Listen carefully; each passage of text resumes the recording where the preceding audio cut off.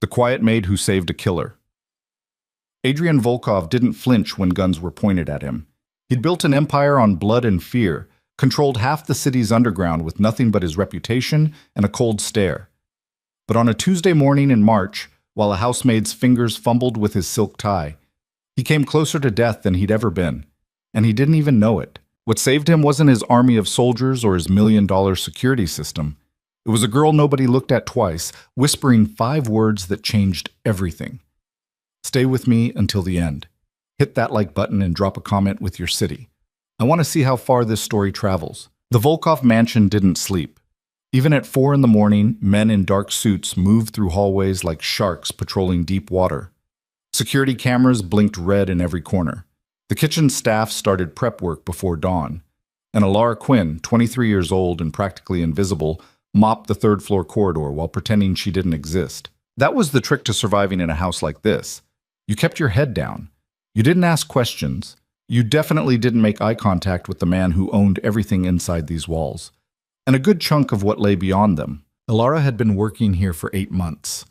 8 months of washing blood out of expensive shirts without asking whose blood it was. 8 months of serving dinner to men who discussed shipments and territories like they were talking about the weather. 8 months of being so thoroughly ignored that she'd started to feel like a ghost haunting her own life. She didn't mind. Invisible was safe. The other housemaids, there were 5 of them, had warned her during her first week. Mrs. Chen, the head housekeeper, had pulled her aside in the laundry room and gripped her wrist hard enough to leave marks. "You don't see anything. You don't hear anything. You don't repeat anything," the older woman had said, her accent thick but her meaning crystal clear. "Mr. Volkov is not a cruel man if you follow the rules.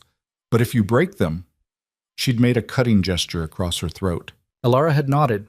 She understood. She'd grown up in foster care, bounced between 12 different homes before she aged out of the system at 18.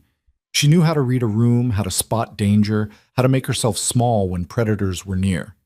What Mrs. Chen didn't know, what nobody knew, was that Alara had another skill. She noticed things, little things. The kind of details most people's brains filtered out as irrelevant noise. Like how Marcus, one of the security guards, had started wearing his gun on his left hip instead of his right 3 weeks ago. Or how the night driver, Victor, had been taking different routes home, ones that didn't show up on the GPS logs. Or how the new kitchen assistant kept her phone on vibrate but checked it exactly every 17 minutes. Alara didn't know what any of it meant.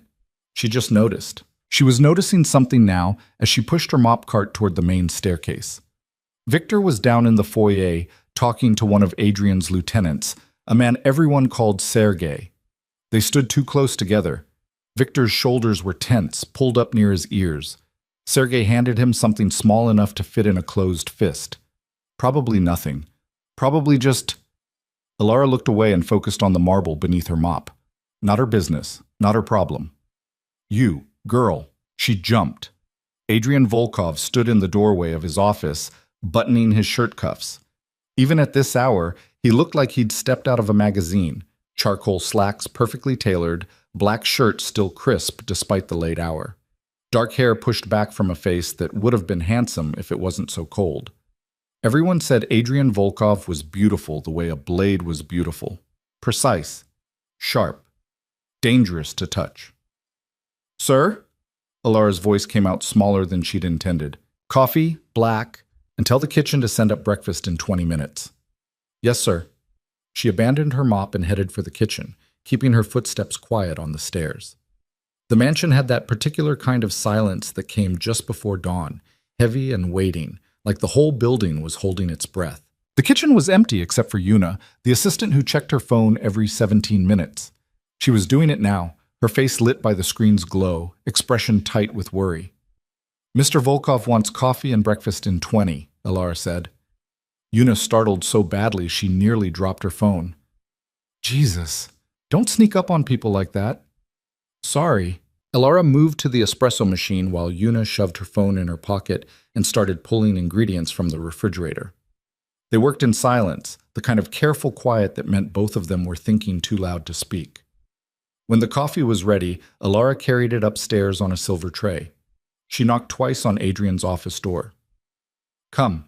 He was standing at the window now, looking out over the grounds. Sunrise was just starting to bleed orange across the horizon, turning the manicured lawns into something almost peaceful. Almost. "On the desk," he said without turning around. Alara set the tray down and turned to leave. "Wait." She froze. Adrian moved away from the window, crossing the office with the kind of controlled grace that made her think of big cats in documentaries.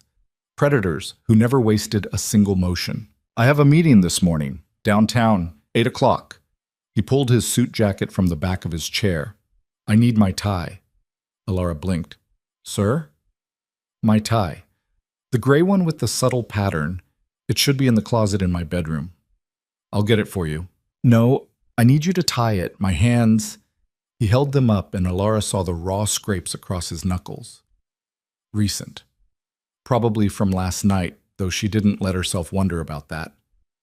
"I can manage most things, but the tie's not happening." This was weird.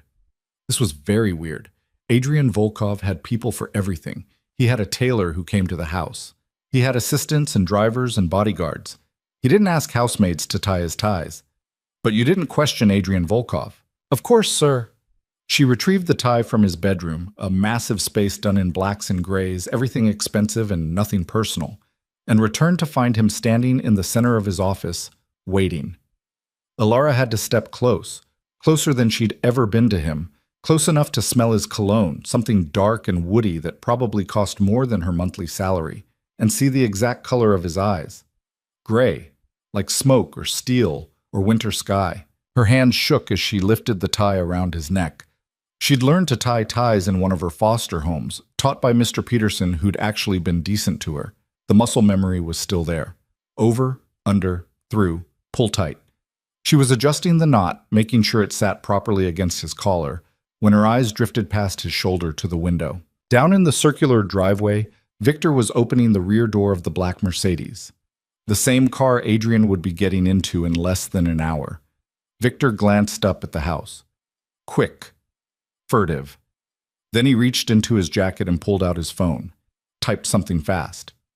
Put it away. His hand went to his hip, not where his gun usually sat.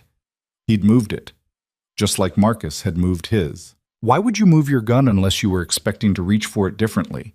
Unless you were planning to draw it in a way you didn't normally? Alara's brain made about 6 connections at once, the way it sometimes did. Victor talking to Sergei. Victor taking different routes. Victor checking the car right now before Adrian's meeting. Victor moving his gun to a position that would be easier to reach if he was sitting in the driver's seat and needed to turn around fast. Something wrong? Adrian's voice cut through her thoughts. She realized she'd stopped moving, her hand still resting against his chest where she'd been adjusting the tie. She should say nothing. She should step back and apologize and go back to being invisible. But if she was right, if she was even possibly right. "Your driver," she whispered. "Don't get in the car with him." The temperature in the room dropped about 20 degrees. Adrian's hand came up slowly and wrapped around her wrist. Not tight enough to hurt, tight enough to keep her from running. "Repeat that." Alara's heart hammered against her ribs. I'm not sure, but I think Victor is planning something bad, this morning." "Why would you think that?" "He's been acting different, taking different routes home. He moved where he keeps his gun. He just checked your car and then texted someone. She stopped. This sounded insane. She sounded insane. "I notice things. Patterns. And the pattern's wrong." Adrian stared at her for a long moment. His face gave away absolutely nothing. Then he released her wrist and pulled his phone from his pocket, pressed a single button. "Dmitri, my office, now, and bring Marcus." He ended the call and looked at Alara. Really looked at her, for maybe the first time since she'd started working here. "What's your name?" "Alara Quinn, sir." "How long have you worked here, Alara Quinn?" 8 months. "And in those 8 months, you've been watching my driver?" "I've been watching everything. I can't help it. My brain just does it." The office door opened. 2 men entered. Dmitri, Adrian's head of security, built like a tank with a shaved head and a scar running through his left eyebrow. And Marcus, the guard who'd moved his gun. Adrian didn't take his eyes off Alara. "Dmitri, I want you to search Victor and the Mercedes, full sweep. Then I want you to run a trace on his communications for the last 72 hours. Dimitri's expression didn't change. You want to tell me what I'm looking for? Anything that suggests he's planning to kill me in the next 2 hours. Now Dimitri's eyebrows went up. Victor? Just do it. Yes, sir. Dimitri left. Marcus started to follow, but Adrian held up a hand. Marcus, where do you normally carry your weapon? Marcus blinked. Right hip, sir. So why have you been wearing it on your left for the past 3 weeks? The color drained from Marcus's face. Sir, I injured my right shoulder at the range. I've been giving it time to heal. I can show you the incident report. Do that, now. Marcus practically ran from the room. Adrian turned back to Alara. She was still standing too close to him, frozen in place like a deer in headlights. If you're wrong about this, he said quietly, you've just accused a man who's worked for me for 5 years of planning my murder based on the fact that he took a different route home. I know, I'm sorry, if you're right. Something shifted in his expression, not quite a smile. Then you just saved my life. Alara's phone, the cheap prepaid one she kept in her uniform pocket, buzzed. A text from Mrs. Chen. Where are you? Breakfast service in 10 minutes. I should go, Alara said. The kitchen. Stay. It wasn't a request. They waited in silence. Alara clasped her hands in front of her to keep them from shaking. Adrian drank his coffee and watched her like she was a puzzle he was trying to solve. 15 minutes later, Dimitri returned. His face was grim. Explosive device under the driver's seat. Remote detonator. Would have gone off the second you were on the highway. He dropped a clear evidence bag on Adrian's desk. Inside was a small black device that looked like a phone but wasn't.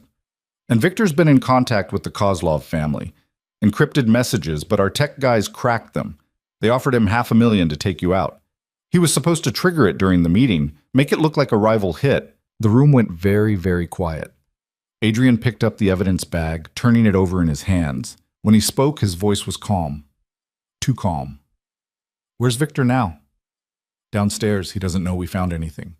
Keep him there. I'll deal with him later. Adrian set the bag down and looked at Alara. You can go.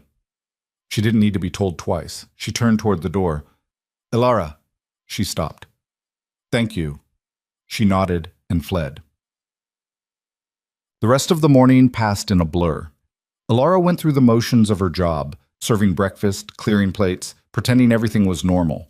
But her hands wouldn't stop shaking, and every time she closed her eyes, she saw that black device in the evidence bag. $500,000. To blow up a car with Adrian Volkov inside it. She'd almost said nothing. She'd almost let it happen.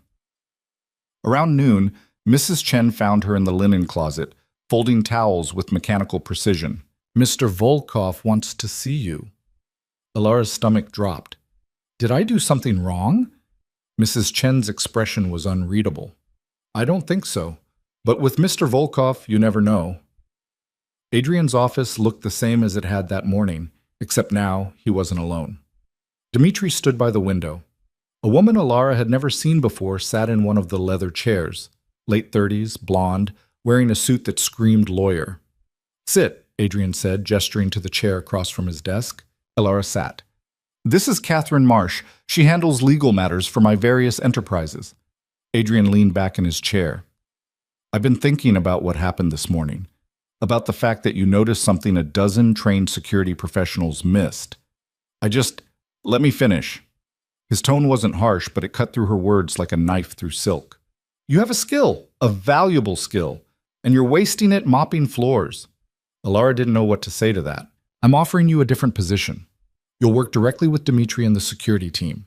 Your job will be to watch, to notice, to tell us when something's wrong before it becomes a problem. I don't know anything about security. You know how to see patterns. That's more useful than any training I could give you. He slid a piece of paper across the desk.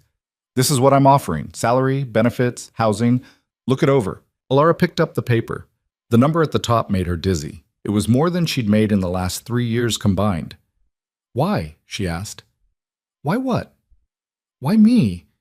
You could hire professionals, people with actual training. Adrian tilted his head slightly. Professionals see what they're trained to see. You see what's actually there. That's rare. He paused. Also, you risked your job, possibly your life, to warn me about Victor. That tells me you're either very stupid or you have a conscience. Since you're sitting here having this conversation, I'm betting on the latter. I'm not sure that's a compliment. It wasn't meant to be. For the first time, something almost like humor flickered across his face.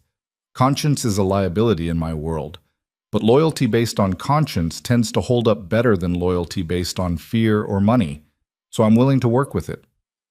Alara looked at the paper again. The number hadn't changed. What happened to Victor? She asked quietly. The humor vanished. Victor is no longer a concern. She didn't ask what that meant. She didn't want to know. If I say yes to this, I need to know what I'm getting into. What you actually do. What this... She gestured around the office. What all of this is. Adrian exchanged a look with Catherine. The lawyer nodded slightly. I run an organization that operates outside conventional legal frameworks, Adrian said. We move merchandise that governments prefer to regulate or prohibit. We provide services that can't be obtained through legitimate channels. We maintain order in spaces where official law enforcement is ineffective or corrupt. You're a criminal. I'm a businessman who operates in gray areas. He didn't look bothered by the accusation. And yes, that business sometimes involves violence. It involves making decisions that would give someone with a strong moral compass significant pause. If that's going to be a problem for you, tell me now. Alara thought about the last 8 months.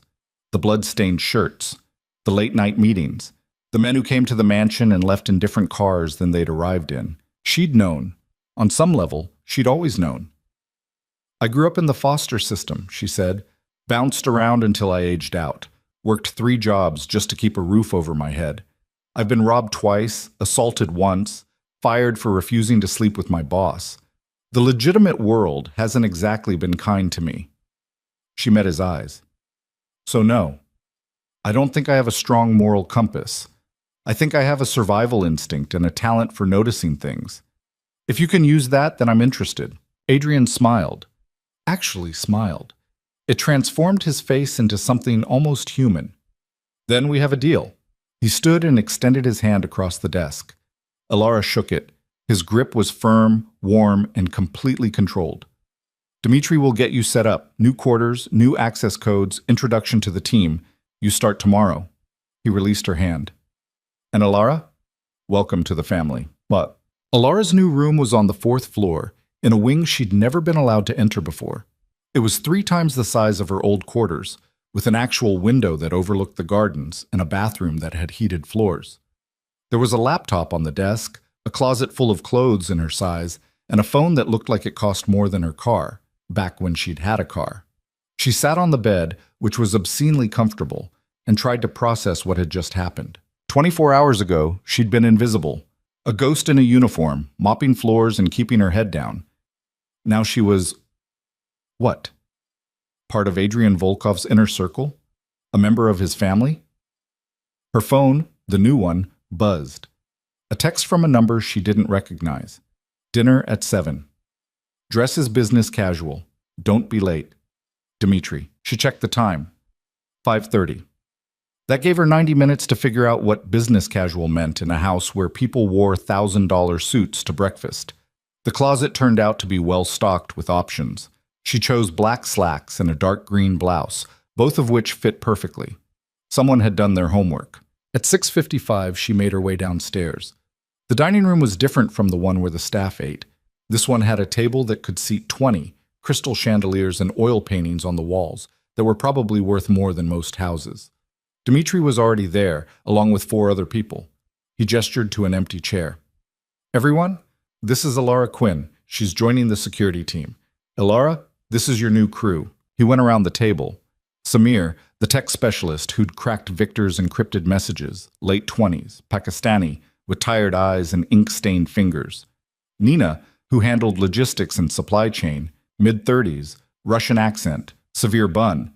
James, who ran the legitimate business fronts, 50-something, American, looked like a college professor. And Alexei, Adrian's second-in-command, early 40s, built like he could break a person in half with his bare hands, scar running from his temple to his jaw. So you're the maid who saved the boss's life, Alexei said. His voice was surprisingly soft. I just noticed something weird. Something weird was a bomb. Nina poured herself wine from the bottle on the table. That's better than our entire security apparatus managed. To be fair, Samir said, Victor had been planning this for months. He knew how to avoid our monitoring systems.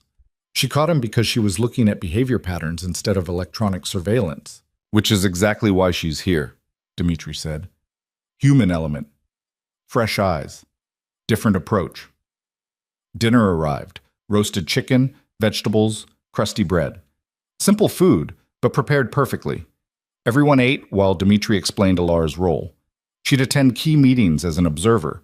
She'd review security footage and personnel files. She'd spend time with each team member, learning what they did and what kind of patterns might indicate a problem. Think of yourself as our canary in the coal mine, Dmitri said. You're not here to fight or shoot or make decisions. You're here to notice when something's wrong and tell us before it explodes. Literally. What if I'm wrong? Alara asked. What if I see a pattern that turns out to be nothing?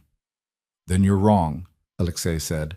Better to chase false alarms than miss a real threat. The conversation shifted to other topics, upcoming shipments, security protocols, a territorial dispute with another organization.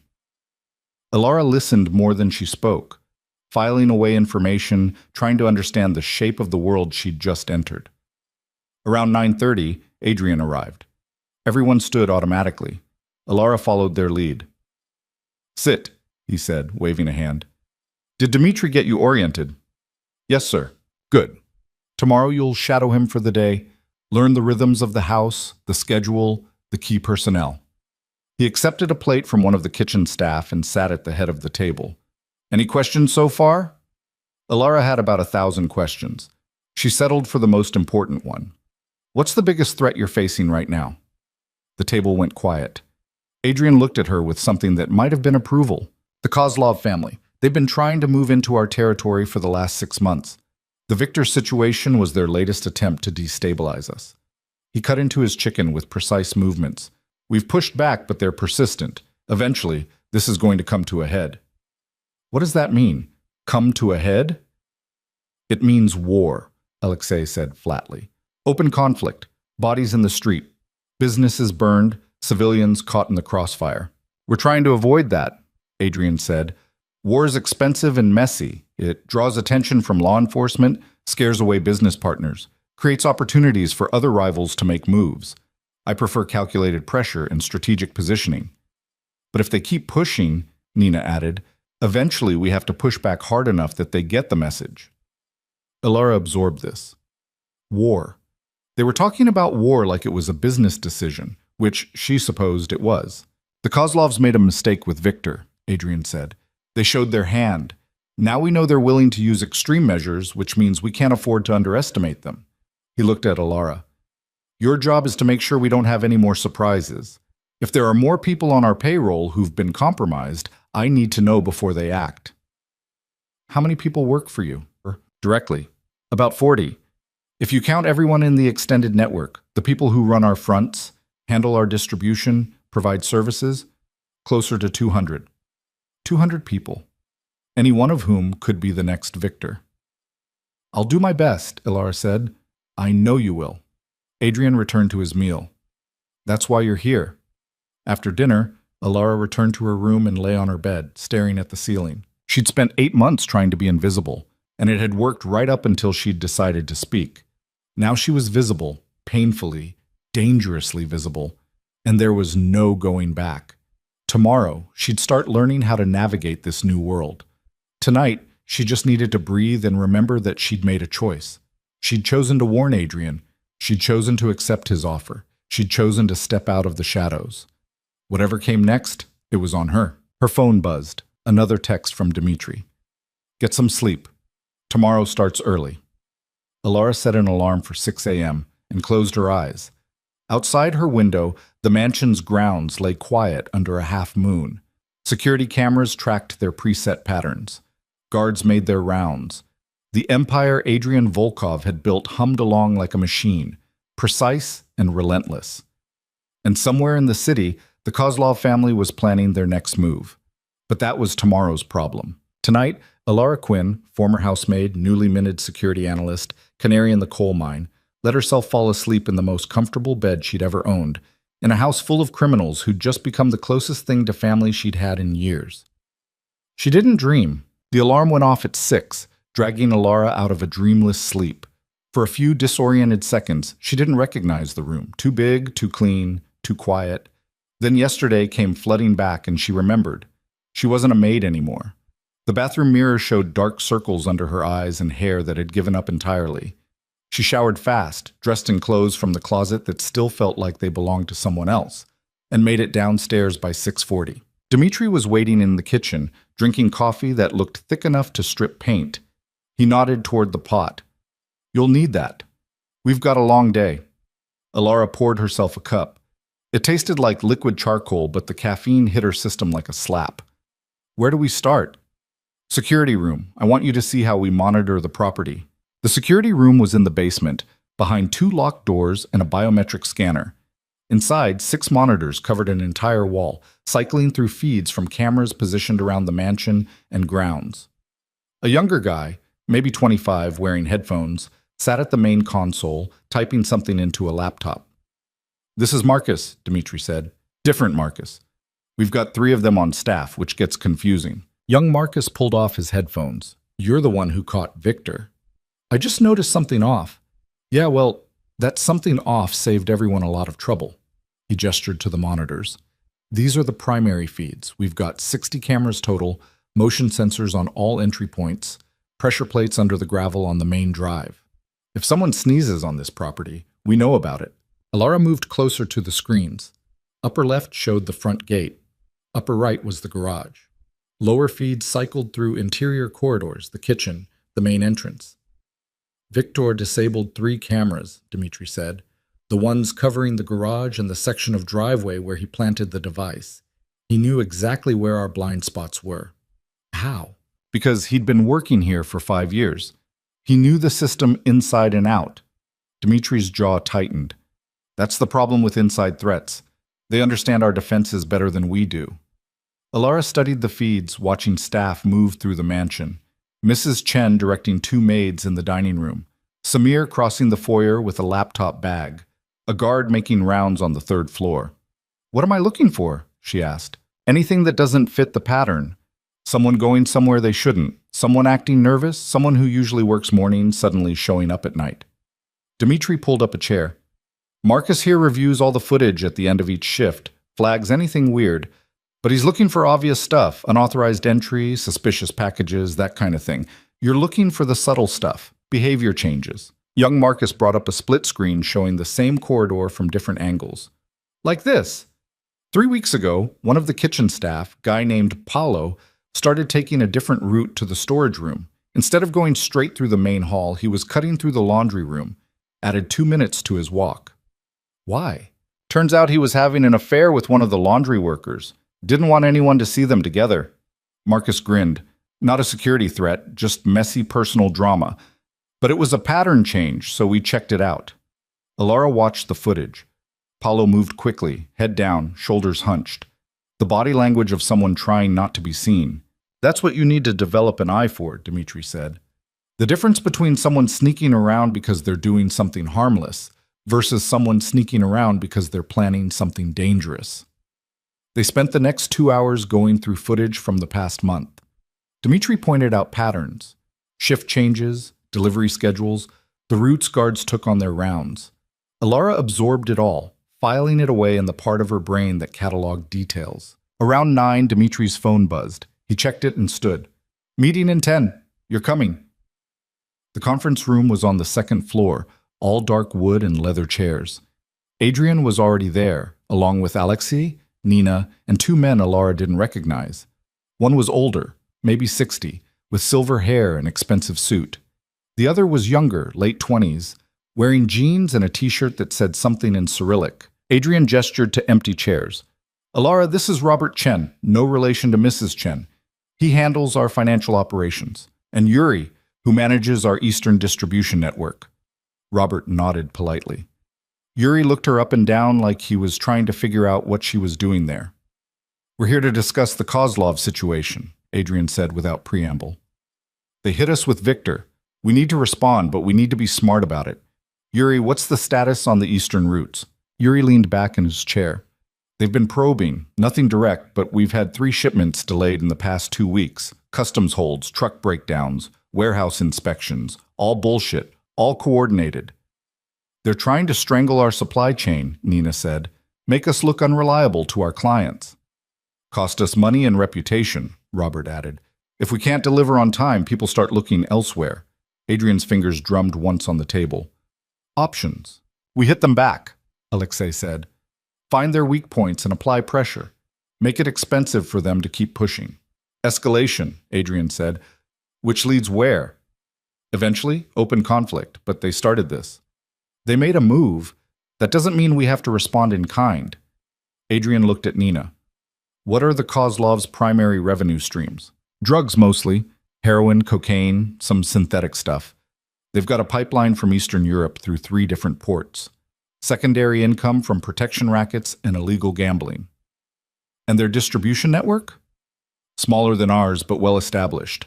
They've got people in place, routes locked down. Hard to disrupt without making a lot of noise. Adrian turned to Robert. What if we don't disrupt their distribution? What if we undercut their prices? Robert's eyebrows went up. You want to start a price war? I want to make their business unprofitable. We've got better supply chains, better quality control. If we drop our prices 10% below theirs, what happens? Their clients come to us, Nina said slowly. They lose market share without us firing a shot. And they lose money trying to match our prices, Robert added. They can't sustain that long term. We've got more capital reserves. Exactly. Adrian's expression didn't change, but something in his voice sharpened. We bleed them economically, make them weak. Then when they're struggling, we offer to buy out their operations at a fraction of what they're worth. Yuri laughed. They'll never sell. They will if the alternative is bankruptcy and a hostile takeover by someone less generous than me. Alara watched this exchange like she was watching a chess match. Every move calculated, every option weighed against potential consequences. What about retaliation? Alexei asked. They tried to kill you. We respond by dropping our prices? That looks weak. It looks strategic, Adrian corrected. Killing me was emotional, desperate. It means they're scared of what we represent. If we respond with violence, we're playing their game. If we respond by systematically dismantling their business, we're playing ours. The room went quiet for a moment. Then Nina nodded slowly. It could work. But we'd need to move fast, get the word out to all our clients, lock down new contracts before the Kozlovs realize what we're doing. Make it happen, Adrian said. Robert, run the numbers. Make sure we can sustain the price drop for at least 6 months. Nina, start reaching out to contacts. I want commitments by the end of the week. He looked at Alara. You've been quiet. Everyone turned to look at her. She felt her face flush. I don't know enough about your business to have an opinion, she said carefully. Then ask questions. That's why you're here. Alara thought about it. What if they respond with violence anyway? You're attacking their income. They might not care about the economics if they feel cornered. That's a real risk, Alexei said. Wounded animals are dangerous. Which is why we're doubling security, Dmitri said. New protocols, additional personnel, background checks on everyone who comes within 100 yards of Adrian. And if they go after someone else? Alara asked. Someone in this room? Someone who runs one of your operations? Adrian looked at her for a long moment. Then we respond proportionally, but we don't initiate violence. We let them make that mistake. The meeting continued for another hour, working through logistics and contingencies. Alara mostly listened, trying to understand the shape of the empire Adrian had built. It was bigger than she'd realized, more complex, more vulnerable. When they finally broke, Adrian caught her arm as she was leaving. Walk with me. They went outside down a gravel path that wound through the gardens. The morning sun was warm on Alara's face. Birds sang in the trees like this was a normal house in a normal neighborhood. What did you think of the meeting? Adrian asked. I think you're trying to win without fighting. I'm trying to win efficiently. Fighting is expensive. He paused by a fountain, watching water cascade over marble. But when I took over this organization, it was chaotic. My father ran things through fear and violence. It worked, but it was unsustainable. Too many enemies, Too much attention from law enforcement, too many variables. So you changed it. I made it predictable, created systems, built relationships based on mutual benefit rather than terror. He glanced at her. That doesn't mean I'm soft. It means I'm practical. Alara thought about Victor, about what no longer a concern probably meant. What happened to him? She asked quietly. Victor. Adrian's expression didn't change.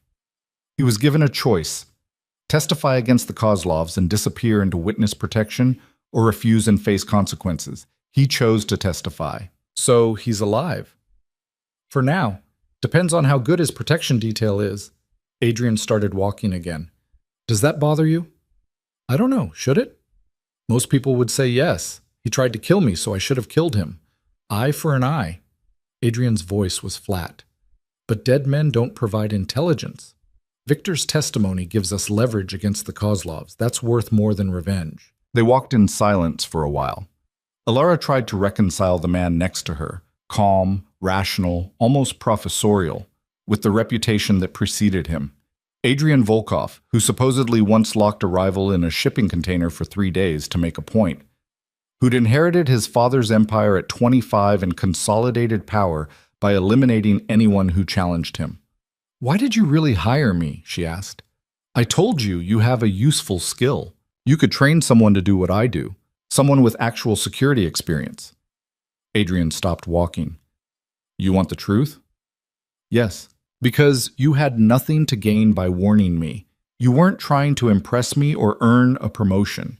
You didn't know I'd reward you. For all you knew, I might have punished you for speaking out of turn. He looked directly at her. You warned me because you thought it was the right thing to do. That kind of moral instinct is rare in my world. I want to see if it's durable. What if it's not? Then you'll become like everyone else who works for me. Loyal because I pay well, and dangerous to cross. He started walking again. But I don't think that'll happen. I think you'll surprise me. Before Alara could respond, Dmitri appeared on the path ahead of them, moving fast. We've got a problem. Adrian's entire demeanor shifted. What kind of problem? The shipment coming in tonight, the one from Rotterdam. Port Authority just flagged it for inspection. Randomly flagged or flagged? Someone tipped them off. They're bringing dogs. Adrian's jaw tightened. Get Samir. I want to know who made the call to Port Authority and how much they know. Nina needs to activate the contingency route and find out if we can delay the inspection. Already on it. But boss, this is the third incident in 2 weeks. Someone's feeding information to the authorities. Another insider, Alara said quietly. Both men looked at her. It's the same pattern as Victor, she continued. Someone on the inside, passing information to your enemies. The Kozlovs are probably paying them. Dmitri swore. We just did a full security review. Everyone came up clean. Then you're not looking at the right people. Alara's mind raced. Who has access to shipping schedules? Nina, Robert, Yuri, and their immediate staff. Maybe 15 people total. Start there. Look for the same things you looked for with Victor. Pattern changes. New expenses. Different behavior. Adrian pulled out his phone. I want everyone with shipping access in the conference room in 1 hour. No exceptions. No excuses. He ended the call and looked at Alara. You're about to earn your salary. I need you in that room, watching. If someone's guilty, they'll give themselves away. An hour later, 15 people sat around the conference table looking various degrees of nervous. Adrian stood at the head, Dmitri beside him. Alexei was positioned by the door, and Alara sat in the corner trying to be invisible again. We have a leak, Adrian said without preamble. Someone in this room is passing information to our competitors. I'm giving that person one chance to come forward now. If you do, we'll work out an arrangement. If you don't, and we find you anyway, there won't be negotiations. Nobody spoke. The silence stretched out like pulled wire. Adrian waited exactly 30 seconds. Then he nodded to Dmitri. Fine. We'll do this the hard way. Dmitri is going to ask each of you some questions. You're going to answer honestly. If you lie, we'll know. If you refuse to answer, we'll assume guilt. For the next 2 hours, Dmitri grilled everyone at the table. Where were you last Tuesday? Who have you talked to outside the organization? Have your financial circumstances changed recently? Do you have any contact with the Kozlov family? Alara watched. Not just their words, but their bodies. The way they held their shoulders, how often they blinked, whether their breathing stayed steady or sped up when certain questions were asked. Most of them were scared but honest. They fidgeted and sweated and stammered, but their fear was the normal fear of being interrogated by your extremely dangerous boss. One woman, late 40s, worked in Nina's logistics department, had a different kind of fear. She answered every question too quickly. Her hands stayed too still. She made eye contact too consistently, like she was performing honesty rather than embodying it. When Dimitri finished with her and moved to the next person, Alara caught Adrian's eye and gave the smallest shake of her head. After everyone had been questioned, Adrian dismissed them, all except the woman from logistics. "Maria, stay." Her face went white. "Sir, Sit." She sat. Adrian waited until everyone else had filed out. Then he locked the door and turned to face her. "Last chance. Tell me what you've been doing and who you've been talking to." Maria's hands twisted in her lap. "I don't know what you mean. You're lying." Adrian's voice was flat. "You've been lying since you walked into this room. So I'm going to explain your situation very clearly. We're going to find out what you did. The only question is whether you tell us now and save everyone time, or whether we have to extract it from you the hard way." "I haven't done anything," Maria insisted. Her voice cracked. "I swear, I'm loyal. I would never." Dimitri dropped a folder on the table in front of her. "These are your phone records from the past month. You've been in contact with a burner number 17 times. That burner was purchased at a convenience store in Kozlov territory. You want to explain that?" Maria stared at the folder like it was a live snake. "My son," she whispered. "They have my son." The temperature in the room changed. "Explain," Adrian said. 3 weeks ago, he didn't come home from school. They called me. Said they had him. Said if I didn't give them information about shipments, they'd kill him." Tears started rolling down her face. "I didn't want to. I swear I didn't want to. But he's my baby. He's only 14. What was I supposed to do?" Dimitri and Adrian exchanged looks. "Why didn't you come to us?" Adrian asked. "They said if I told anyone, they'd know. They said they had people watching. They'd kill him, and then they'd kill me." "So you gave them shipping schedules?"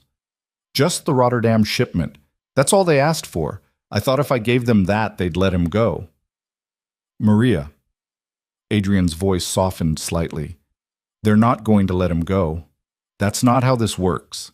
They'll keep using him as leverage until they've bled you dry, and then they'll kill him anyway to tie up loose ends." Maria made a sound like a wounded animal. "Please, please, I'll do anything. Just help me get him back." Adrian looked at Alara. "What do you think?" Alara blinked. "Me? You're the one who reads people. Is she telling the truth?" Alara studied Maria's face. The tears were real. The desperation was real. The fear was absolutely real. "I think she's telling the truth," Alara said quietly. "But I also think she should have come to you first." "I was scared," Maria sobbed. "I wasn't thinking straight." Adrian was quiet for a long moment. Then he pulled out his phone and made a call. "Samir, I need you to trace a phone. Burner purchased in Kozlov territory approximately 3 weeks ago." He rattled off the number from the folder. "Find out where it is right now and who's using it. I need this 5 minutes ago." He ended the call and looked at Maria. "Where are they keeping your son?" "I don't know. They wouldn't tell me." "When was the last time you spoke to him?" "Yesterday. They let me talk to him for 30 seconds, to prove he was alive." "Did he say anything that might indicate location, background noise, anything?" Maria closed her eyes, trying to remember. "There were sirens, police or ambulance, and he said something about it being cold. He kept asking for a blanket." Dimitri was already typing on his phone. "Kozlov safe houses. Which ones would have police presence nearby?" "3 possibilities," Dimitri said after a moment. "Warehouse district near the precinct house. Apartment in Little Odessa, above the fire station. Or the old factory on the east side. That's near the hospital." Adrian's phone buzzed. He read the screen and nodded. "Samir traced the burner. It's at the factory." "That's their interrogation site," Alexei said. "Soundproofed? Isolated? If the kid's there, it's bad." "How many men do they usually have on site?" 4, maybe 5. Adrian thought for approximately 3 seconds. "Dmitri, Alexei, assemble a team. Light footprint, suppressors only. I want the boy extracted and anyone who touches him dealt with, quietly. Boss, this is exactly the kind of escalation you said we wanted to avoid, Alexei pointed out. They escalated when they kidnapped a child to use as leverage. Adrian's voice could have cut glass. We're responding. There's a difference. He looked at Maria. You're going to stay here. If this works, you'll have your son back by morning. If it doesn't, you'll answer for betraying this organization. Are we clear? Maria nodded, too overwhelmed to speak. Dmitri, take her to the holding room. Make sure she's comfortable but contained. After they left, Adrian turned to Alara. This is what the job looks like, not meetings and strategic planning. Real people making desperate choices, children used as weapons. Are you really going to get him back? I'm going to try. Because Maria was right about one thing. What else could she have done? She made a bad choice, but she made it for the right reasons. He moved toward the door. Come on. You should see how this plays out. They went to the security room where young Marcus had already pulled up satellite imagery of the factory location. Dmitri was coordinating with a team of 6 men, all of them moving with the efficient calm of people who'd done this before. Samir had hacked into the factory's electrical system and pulled up a schematic. 2 floors, basement level. If they're keeping the kid there, he's probably in the basement, most defensible position. Cameras? Dmitri asked. External only, nothing inside. They're not sophisticated. Good, that helps us. Dmitri pointed to the schematic. We go in through the south entrance. 2 teams, one clears the ground floor, one goes straight to the basement. Suppressors only unless someone gets loud. The objective is the kid. Anyone who gets between us and the kid is a problem we solve immediately. Alara watched them plan the extraction with military precision. Entry points, sight lines, communication protocols. This wasn't a criminal operation. This was a tactical assault. How long? Adrian asked. 45 minutes to get in position. Another 15 for extraction. Call it an hour total. Make it happen. The team left. Adrian, Alara, and Samir stayed in the security room, watching the satellite feed. The factory looked abandoned from above, but Samir's thermal imaging showed heat signatures in the basement. 4 bodies, he said. 1 small, that's probably the kid. 3 adults. They waited. Alara realized she was holding her breath and forced herself to exhale. At exactly 43 minutes, Dmitri's voice came through the comms. In position. Execute, Adrian said. On the thermal display, the team appeared as 6 new heat signatures converging on the building. They moved like water, fluid and coordinated. 3 minutes later. Ground floor clear, 2 hostiles down. 2 minutes after that. Basement secured. We have the package. He's alive, scared but unharmed. Alara felt something unknot in her chest. 1 hostile in custody, Dmitri continued. Your call on disposition. Bring him, Adrian said. I want to have a conversation. The team returned an hour later. Maria's son, a skinny 14-year-old with tear-streaked face and terror in his eyes, was brought to the holding room where his mother was waiting. Alara heard the sound of their reunion through the walls. Sobbing, the good kind. The hostile was brought to a different room, basement level, soundproofed. Adrian looked at Alara. You can go. You don't need to see this part. I want to understand what I'm part of, she said. He studied her face. All right, but stay quiet and stay back. The soundproofed room was exactly what it sounded like. Concrete walls, drain in the floor, a chair bolted to the ground. The Kozlov soldier was already strapped to the chair, bleeding from a head wound. He looked up when Adrian entered. Volkov, you're making a big mistake. Probably, but I'm having a bad week, so I'm willing to indulge myself. Adrian pulled up a stool and sat down. Here's what's going to happen. You're going to tell me everything you know about your organization's plans regarding mine. Who's in charge of operations against us, what resources they've committed, what their next moves are. You're going to tell me where they're keeping any other leverage they've collected. And you're going to do it quickly, because I have dinner plans and I don't like being late. The soldier laughed. Go to hell. Eventually, yes, but you're going first. Adrian nodded to Alexei. What happened next was efficient and brutal. Alexei knew exactly how much pain to inflict without causing unconsciousness. The soldier held out for approximately 7 minutes before he started talking. By the time they were done, they had names, locations, and a timeline for the Kozlov's next planned operation. Adrian stood. Clean this up. Make sure he can't be traced back to us. He walked out. Alara followed, her stomach churning. Back upstairs in Adrian's office, he poured himself a drink. Offered her one. She took it. That's the reality, he said. This is what it takes to protect what we've built. To protect people like Maria and her son. You tortured him. I extracted actionable intelligence from an enemy combatant who participated in the kidnapping of a child. That's the same thing. Legally, yes. Practically, no. Adrian drank. You don't have to like it, but you need to understand it. Alara thought about Maria's face when she saw her son, the relief, the joy. What happens to them now, she asked. Maria gets a second chance. She stays on, but with limited access. Her son gets therapy and a security detail until this situation with the Kozlovs is resolved. And the soldier? Adrian didn't answer. He didn't need to. Alara finished her drink. I should go. One more thing.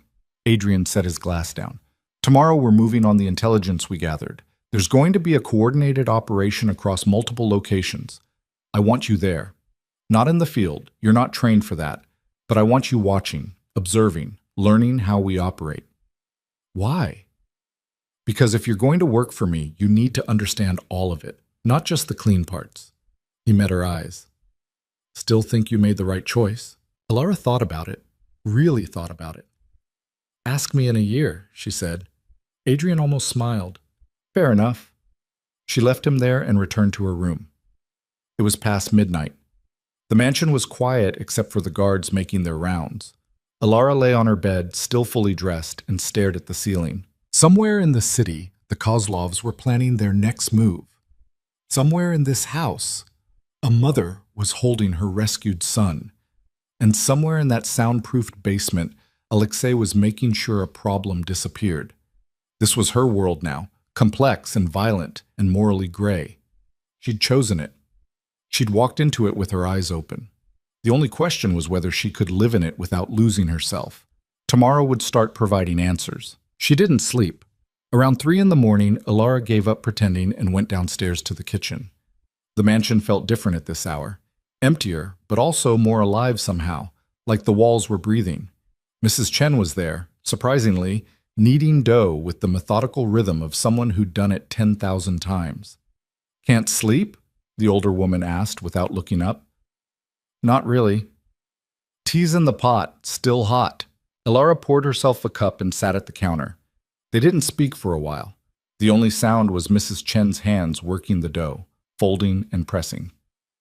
I heard what happened yesterday, Mrs. Chen finally said, with Maria's boy. News travels fast. Always does in this house. She shaped the dough into a ball and set it aside to rise. You were there. In the basement. It wasn't a question. Alara wrapped her hands around her teacup. Adrian wanted me to understand what the job actually involves. And do you understand? Alara thought about the soldier strapped to the chair, the sounds he'd made, the way Alexei had worked with the detached efficiency of a mechanic fixing an engine. I understand that people in this world make terrible choices because the alternatives are worse. Mrs. Chen washed her hands and dried them on her apron. I've worked for the Volkov family for 23 years. First for Adrian's father, now for him. The father was a monster. Adrian is... She paused, choosing words carefully. Adrian is what happens when a monster raises a son, but the son refuses to become his father. What does that mean? It means he'll do brutal things when necessary, but he doesn't enjoy them. It means he builds systems instead of ruling through chaos. It means people who work for him have a chance at something better than what they'd find elsewhere. She looked directly at Alara. It doesn't make him good, but it makes him better than most alternatives in this business. You sound like you're trying to convince me to stay. I'm trying to convince you that the choice you made wasn't wrong, just complicated. Mrs. Chen started cleaning up her workstation. Get some rest. Tomorrow's going to be difficult. Alara went back to her room, but still couldn't sleep. She lay there watching the ceiling gradually lighten as dawn approached, thinking about moral complexity and the distance between right and wrong. At 6:30, Dmitri knocked on her door. We're moving in 2 hours. Adrian wants you in the command vehicle. The operation was targeting 3 Kozlov properties simultaneously. a gambling den in the warehouse district, a distribution hub near the docks, and a front business that laundered money through a chain of dry cleaners. The intelligence from last night's interrogation had given them exact locations and security details. The command vehicle turned out to be an unmarked van parked 3 blocks from the warehouse district target. Inside, Samir had set up a mobile tech station with multiple laptops and communication equipment that looked military-grade. Adrian sat in the back, watching 4 different video feeds. He glanced up when Alara climbed in. "You're going to see how we handle coordinated operations. 3 teams, 3 targets, simultaneous execution. The goal is to disrupt their operations and send a message without creating a bloodbath." "What kind of message?" "That there are consequences for targeting us. That we can strike anywhere, anytime." He gestured to the screens. "Each team has a different objective. Team 1 is hitting the gambling den. We're confiscating their cash reserves and shutting them down. Team 2 is taking the distribution hub, destroying product and equipment. Team 3 is at the dry cleaners, seizing financial records." "Is anyone going to get hurt?" "Depends on whether they're smart enough to stand down." Adrian's expression was neutral. "We're not there to kill people. We're there to cost them money and leverage. But if they fight back, my people are authorized to respond with appropriate force." Dimitri's voice came through the radio. "Team 1 in position." "Team 2 ready?" said another voice. "Team 3 set," said a third. Adrian checked his watch. "Execute in 60 seconds." Alara watched the countdown tick down on Samir's screen. Her heart hammered in her chest. Execute. On the video feeds, all 3 teams moved at once. Team 1 breached the gambling den with flashbangs and overwhelming numbers. Alara could see men in suits scattering, some raising hands, others reaching for weapons. The team moved through them like a scythe through wheat, efficient, brutal, controlled. Team 2 hit the distribution hub with similar precision. They knew exactly where to go, exactly what to destroy. Within 90 seconds, they had the staff on the ground and were setting charges on the storage containers. Team 3 was quieter. They entered the dry cleaners through the back, secured the office staff, and started pulling hard drives and filing cabinets. "Team 1, sit rep," Adrian said into his headset. "Facility secured. 14 hostiles, all compliant. Approximately 800,000 in cash. No casualties our side." "Team 2? Hub neutralized. Charges set. Extracting now." "Team 3? Records acquired. 2 hostiles tried to run. We detained them, otherwise smooth." Adrian nodded. "All teams extract. You have 3 minutes before police response." Alara watched the feeds as the teams withdrew with military precision. The charges at the distribution hub detonated exactly 2 minutes later, sending a fireball into the morning sky. "That's going to make the news," Samir said. "That's the point," Adrian replied. By the time police arrived at all 3 locations, Adrian's people were gone. The van pulled away from its position and merged into morning traffic, just another delivery vehicle in a city full of them. Back at the mansion, the teams reported in. Total haul, 800,000 in cash. Financial records spanning 3 years and substantial damage to the Kozlov's distribution infrastructure. Cost, 0 casualties on their side. 3 Kozlov soldiers injured during the gambling den raid, and 1 broken window. Adrian gathered everyone in the conference room for debriefing. The energy was different from yesterday's tense meeting. These people looked satisfied, almost cheerful. "Good work," Adrian said. "Clean execution, minimal complications. Samir, get those financial records analyzed. I want to know where their money's going and who's on their payroll. Robert, launder the cash through our usual channels. Dimitri, make sure the teams get their bonuses."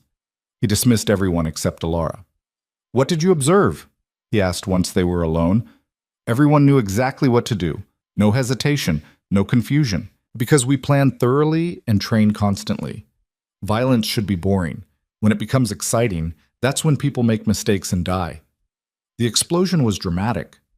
The explosion was strategic. It'll be on every news channel by noon. The Kozlovs will know we hit them, and so will everyone else in our world. That's the message. We can reach them anywhere. Alara thought about this. What happens now? Now, we wait for their response. They have 3 options. Escalate to open warfare, accept the loss, and back down. Or try to negotiate. Adrian leaned back in his chair.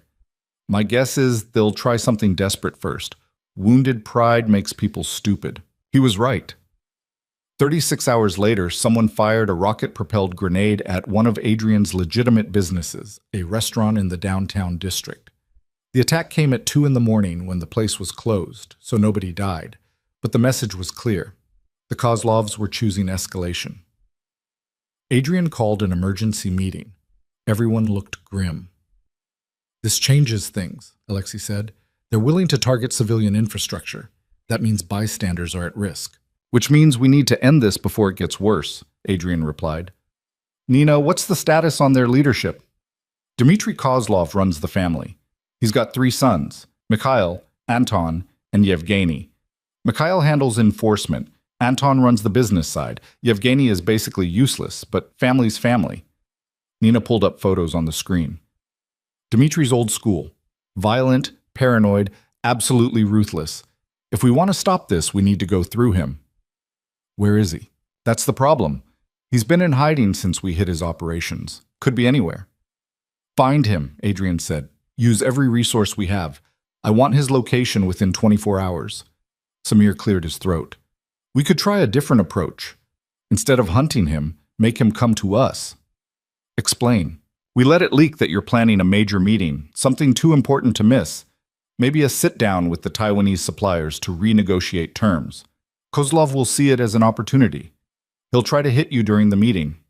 And we'll be ready for him, Dmitry said slowly. Turn his ambush into our trap. Adrian considered this. It's risky. If something goes wrong, something's going to go wrong anyway, Alexei interrupted. Right now we're reacting. This puts us back in control. Elara, what do you think? Everyone looked at her. She felt the weight of their attention like physical pressure. I think it's smart if you can control all the variables, but you're betting that Kozlov will respond the way you expect him to. What if he doesn't? Then we've wasted time setting a trap nobody walks into, Adrian said. But we're no worse off than we are now. Unless the leak tips him off that it's a trap. That's why we make it believable. Real meeting, real suppliers, real security protocols. Everything looks legitimate until it isn't. Adrian looked around the table. Objections? Nobody spoke. Then we do it. Samir, plant the information through channels Kozlov has access to. Make it look like accidental intelligence, not bait. Dmitry, I want our best people on security. Multiple layers, overlapping coverage. Alexei, coordinate with our police contacts. I want emergency response on standby, but not so close they scare off Kozlov. The meeting dissolved into tactical planning. Elara watched Adrian orchestrate everything with the same calm precision he brought to legitimate business meetings. It was fascinating and terrifying in equal measure. That night, she found herself in the garden again, needing air and space to think. The fountain burbled peacefully, completely at odds with the violence being planned inside the mansion. You come out here when you're overwhelmed. She turned. Adrian stood on the path, hands in his pockets. I'm processing, she said. That's a polite way of saying you're questioning your life choices.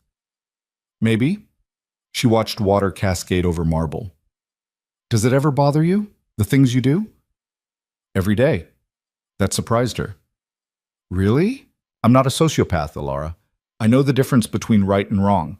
I just operate in spaces where those concepts become meaningless. He moved closer to the fountain. When I was 12, my father brought me to watch him interrogate a man who'd stolen from him. He wanted me to see what happened to thieves. The man begged for mercy, said he had a family. My father killed him anyway, then turned to me and said, Remember this, mercy is weakness. Elara didn't know what to say. I spent the next 15 years watching my father run this organization through fear and brutality. When he died and I took over, I promised myself I'd do things differently. Be smarter, more strategic. Adrian's voice was quiet. But some days I look in the mirror and wonder if I'm just a more sophisticated version of the same monster. You got Maria's son back. I also tortured a man to make it happen. Would your father have bothered rescuing the boy? Adrian looked at her. No, he would have killed Maria for betraying him and left her son to die. Then you're different. Different doesn't mean good. Maybe good isn't the right metric. Elara turned to face him fully. Maybe the question is whether you're better than the alternative. Whether the people in your world are safer with you in charge than they would be with someone else. That's a low bar. It's the bar that exists in the world you operate in. They stood there in the dark garden, the fountain singing its endless song between them. Adrian studied her face like he was trying to solve an equation. "You're adapting faster than I expected," he said finally. "Is that good or bad?" "I haven't decided yet." He started back toward the house. "The meeting with the Taiwanese suppliers is set for Friday. 3 days. Get some rest before then." For the next 3 days passed in a blur of preparation. Dmitry ran his security teams through scenario after scenario. Samir monitored communications for any sign that Kozlov had taken the bait. Nina coordinated with the actual Taiwanese suppliers, who were being paid extra for participating in what they understood to be a security exercise. Alara spent most of her time in the security room watching patterns. She noticed that one of the newer guards, a guy named Peter, seemed nervous. Not scared nervous, anticipatory nervous. "Dmitry," she said on Thursday afternoon. "Peter, the one who started 2 months ago, something's off." "Off how?" "He keeps checking his phone, more than normal, and he volunteered for Friday's detail, which nobody does for high-risk assignments." Dmitry pulled Peter's file. "Background check came back clean." "Run it again, deeper this time." Samir spent 6 hours digging through Peter's history. What he found was buried under 3 layers of shell companies and false identities, but it was there. Peter's real name was Pyotr Kozlov, Dmitry's nephew. "Son of a bitch," Dmitry breathed. "He's been inside for 2 months. How did we miss this?" "Because he's good," Adrian said. He didn't sound angry, just coldly analytical, which means Dmitry is smarter than we gave him credit for. He's been planning this for a while. "What do we do with Peter?" Alexei asked. "Nothing. We let him think he's fooled us." Adrian's eyes were hard. "He's our confirmation that Kozlov is taking the bait. When he reports that the meeting is legitimate, Dmitry will commit. And if Peter tries something during the meeting, then we'll handle it, but I doubt he will. He's intelligence, not enforcement. His job is to observe and report." Friday arrived cold and gray, the kind of morning that felt like a warning. The meeting was scheduled for 2 p.m. at a neutral location, a high-end hotel that regularly hosted corporate events. The Taiwanese suppliers would arrive at 1:30. Adrian's security would be in place by noon. Alara rode with Adrian in the armored Mercedes, Dmitry driving, Alexei in the passenger seat. The tension in the car was thick enough to cut. "You're staying in the security suite," Adrian told her. "4th floor, eyes on all the cameras. If you see anything wrong, anything at all, you radio immediately." "What if Kozlov doesn't show?" "Then we had an uneventful meeting with our suppliers and we try something else." The hotel was elegant and anonymous, the kind of place where million-dollar deals happened over coffee in soundproofed conference rooms. Adrian's team had rented the entire 4th floor, turning it into a fortress with sight lines and kill zones mapped down to the inch. Alara set up in the security suite with Samir and 2 other tech specialists. Multiple screens showed every angle of the hotel: parking garage, lobby, hallways, the conference room itself. "Suppliers arriving," Samir reported at 1:25. On the screens, 4 Taiwanese businessmen entered the lobby with their own security detail. They were escorted to the 4th floor without incident. Adrian met them in the conference room. Alara watched him transform into the businessman version of himself. Charming, relaxed, utterly in control. They discussed shipping routes and payment terms while Alara scanned the other feeds for threats. Peter was stationed in the hallway outside the conference room. He looked calm, professional, but every 5 minutes, his hand drifted to his jacket pocket, checking his phone without taking it out. "He's waiting for a signal," Alara said. "I see it," Dmitry replied through the radio. He was positioned 2 doors down, out of sight. 2:15 came and went. The meeting continued. The Taiwanese seemed genuinely engaged in the negotiation, which made sense since they were actually negotiating real terms. At 2:30, Samir's screen lit up with alerts. "We've got multiple vehicles approaching. 4 SUVs coming in fast from different directions." "Showtime," Dmitry said. Alara watched the SUVs converge on the hotel. They parked in a coordinated pattern that blocked multiple exits. Men poured out, easily 20 of them, maybe more, all armed. "Team positions," Adrian's voice came through the radio. He sounded almost bored. On the screens, Adrian's people materialized from positions Alara hadn't even known they were holding, rooftop snipers. Hallway teams. People in the parking garage. The Kozlov soldiers entered the lobby and headed for the elevators. Hotel security tried to stop them and got shoved aside. They reached the 4th floor and spread out, moving toward the conference room with tactical precision. Peter's hand went to his gun. "Dmitri?" Ilara said urgently. "I've got him." On the screen, Dmitri stepped out of the adjacent room and put his gun to the back of Peter's head. "Don't." Peter froze. The Kozlov soldiers reached the conference room door. The lead man kicked it open. The room was empty except for the Taiwanese suppliers, who looked genuinely terrified because nobody had told them this part was coming. "Where's Volkov?" the lead soldier demanded in heavily accented English. One of the Taiwanese pointed to the side door with a shaking hand. The soldiers rushed through it into what they thought was an escape route. Instead, it was a kill box. Adrian's team had been waiting in the adjacent conference room the entire time. What happened next was over in less than 30 seconds. Flashbangs disoriented the Kozlov soldiers.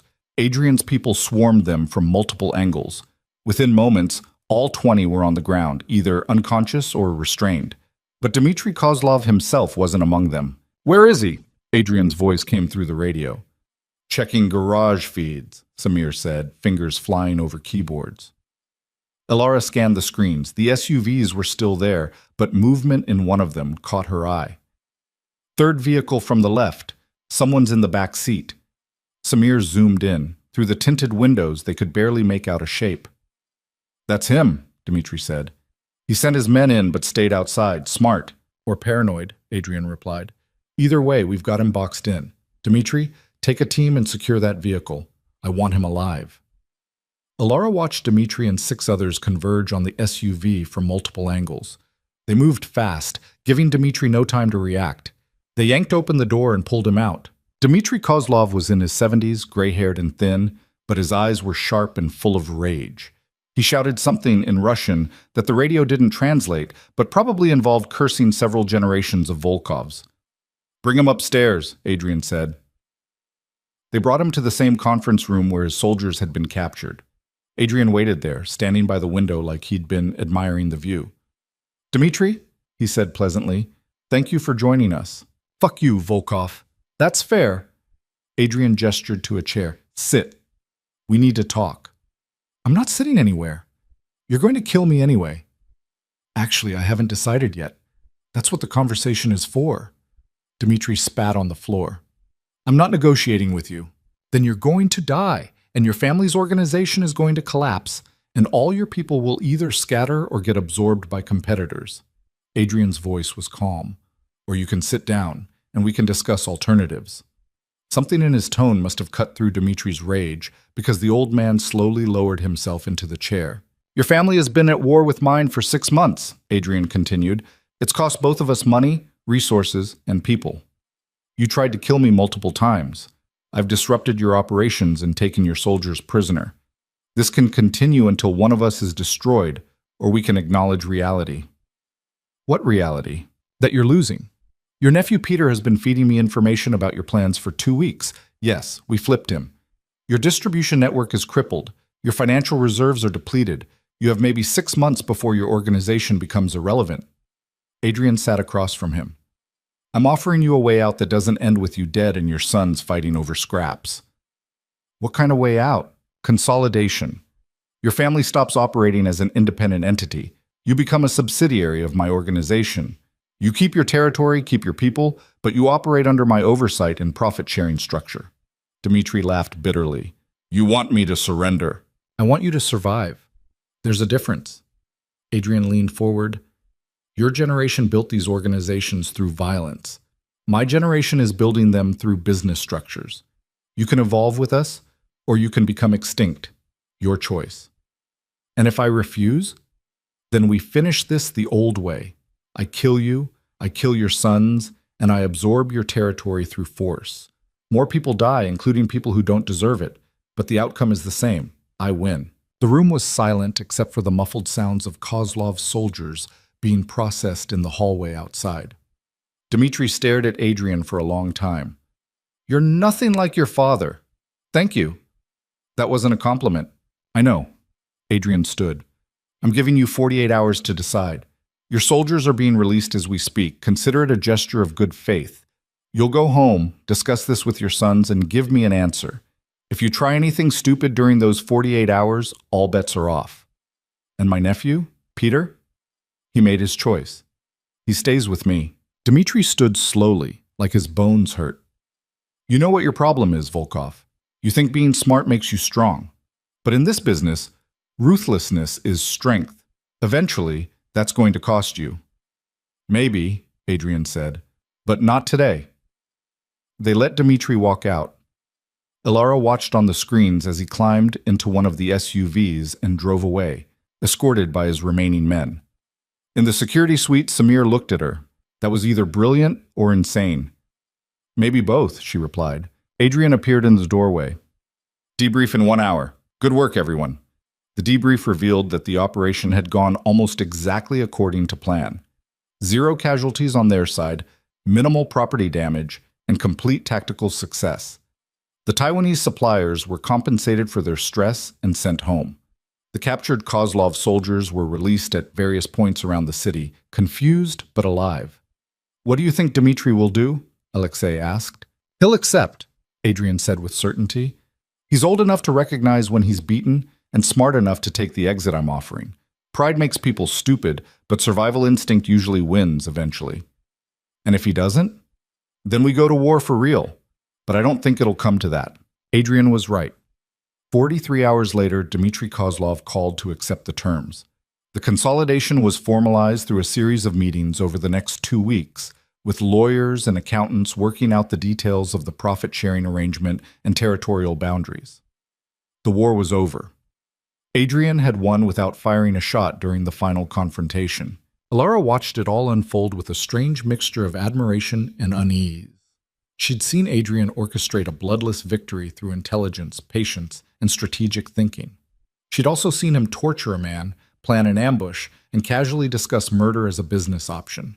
He was exactly what Mrs. Chen had said, a monster's son who refused to become his father but couldn't escape the world his father had built. One evening, about 3 weeks after Dmitri's surrender, Ilara found Adrian in his office working through paperwork.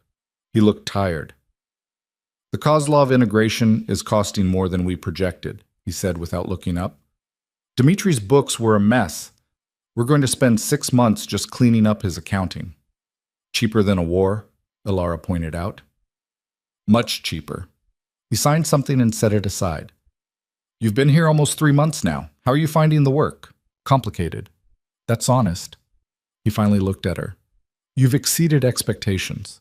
The thing with Peter, catching him when our background checks missed it, that alone justified bringing you on board. I just noticed he was nervous. You notice everything. That's your gift. Adrian stood and moved to the window. I have a proposition for you. Another one? This one's different. I want you more involved in strategic planning, not just security observation. You have good instincts for reading situations, and I could use that perspective when we're making decisions. You want me in the inner circle. You're already in the inner circle. I want you at the table when we're planning operations, not just watching them unfold. Ilara thought about what that meant. More responsibility, more complicity, more moments like the soundproofed basement, but also more influence, more ability to shape how things happened, more chance to maybe, possibly, make things slightly less terrible. Okay, she said. Adrian smiled, a real smile, not the controlled professional version. Good. We start Monday. There's a situation developing with our Eastern European contacts that's going to require careful handling. What kind of situation? The kind that could either make us a lot of money or start another war. Should be interesting. He said it like he was discussing the weather, and Ilara realized that this was her life now. Wars and peace negotiations. Strategy and violence. Moral complexity wrapped in expensive suits and leather conference rooms. She'd stopped being invisible and stepped into the light. Now she just had to figure out how to live there without losing whatever was left of her soul. The Eastern European situation turned out to be an arms deal gone sideways. A supplier in Prague had promised a shipment of modified weapons to 3 different buyers, collected deposits from all of them, and then disappeared with the money. One of those buyers was Adrian's organization. Amateur hour, Nina muttered during Monday's strategy meeting. This is why we vet our contacts. We did vet him, Robert said defensively. He had references, completed transactions, a solid reputation. Had being the operative word. Adrian drummed his fingers on the table. The question is whether this was incompetence or a deliberate play. Alara, thoughts? She was still getting used to being asked directly during these meetings. How much money are we talking about? 200,000, split among the 3 buyers, but still. And the other 2 buyers, who are they? A Serbian group we've worked with before, and a newer outfit out of Poland that we don't know well. Alara considered this. If I wanted to steal from multiple organizations without getting killed, I'd make sure they'd blame each other instead of me. Set it up so it looks like one of the buyers orchestrated the whole thing. Nina's eyes narrowed. You think someone's trying to start a conflict? I think it's suspicious that 3 groups who aren't exactly friendly with each other all got burned by the same guy at the same time. Adrian looked at Samir. Pull everything you can find on the Polish group. Background, leadership, recent activity. If someone's playing games, they're the most likely candidate. The meeting shifted to logistics and response strategies. They decided to reach out to the Serbian group first, establish that neither of them had orchestrated the situation, then jointly investigate the Polish outfit. As everyone filed out, Adrian caught Alara's arm. Good catch. That angle didn't occur to me. Maybe I'm paranoid. In this business, paranoia keeps you breathing. He let go of her arm. I need you to come with me to the meeting with the Serbians. I want another set of eyes on them. When? Tomorrow night. We're flying to Boston. They're in town for unrelated business. Be ready to leave at 4. The flight was on a private plane, which shouldn't have surprised Alara, but still did. She'd never been on a private plane. She'd barely been on regular planes. Adrian worked on his laptop the entire flight, while Dmitri reviewed security protocols, and Alexei slept with his arms crossed like he didn't have a care in the world. Alara looked out the window and watched the ground fall away, thinking about how far she'd come from mopping floors. The meeting was in a restaurant that had been closed to the public for the evening. The Serbian representative was a woman named Katarina, mid-40s, wearing a suit that probably cost more than Alara's car used to. She had sharp eyes and a handshake that could crack walnuts. Volkov, she said, her accent thick, but her English perfect. I was wondering when you'd reach out. We're both in the same position, Adrian replied smoothly. Seemed worth comparing notes. They sat at a corner table. Katarina had brought 2 bodyguards who positioned themselves by the exits. Dmitri and Alexei did the same. So our mutual friend in Prague has vanished, Katarina said, pouring herself wine. Along with 400,000 of my organization's money. I assume you're out a similar amount? 200,000. Then someone else got hit even harder than us. The Polish group, I assume. That's what we're trying to determine. Katarina leaned back in her chair. I've done business with Jakub, that's their leader, twice before. Both times were professional, no issues. But recently they've been expanding aggressively. New territory, new operations, new contacts. That takes capital. You think they orchestrated this to fund their expansion? Alara asked. Katarina looked at her with interest. And you are? Alara Quinn, strategic analyst. Ah. Katarina's expression suggested she'd just figured something out. You're the one who saved Volkov from his driver. I heard about that. Alara didn't know how to respond to that, so she just nodded. To answer your question, yes, I think it's possible. Set up a fake arms deal, collect deposits from multiple buyers, disappear the supplier, keep the money. It's elegant in its way. It's also a good way to make enemies, Adrian pointed out. Only if you get caught, and only if the enemies can prove you did it. Katarina sipped her wine. Which brings us to the interesting part. Do we investigate together or separately? Together is more efficient. It's also more complicated. We'd be sharing intelligence, coordinating strategy. That requires trust. We don't have to trust each other, Adrian said. We just have to trust that we both want the same outcome, getting our money back and making an example of whoever stole it. Katarina smiled. I can work with that. What do you propose? They spent the next hour hammering out an agreement. Katarina's tech people would coordinate with Samir to trace financial records. Both organizations would share any intelligence they gathered about the Polish group.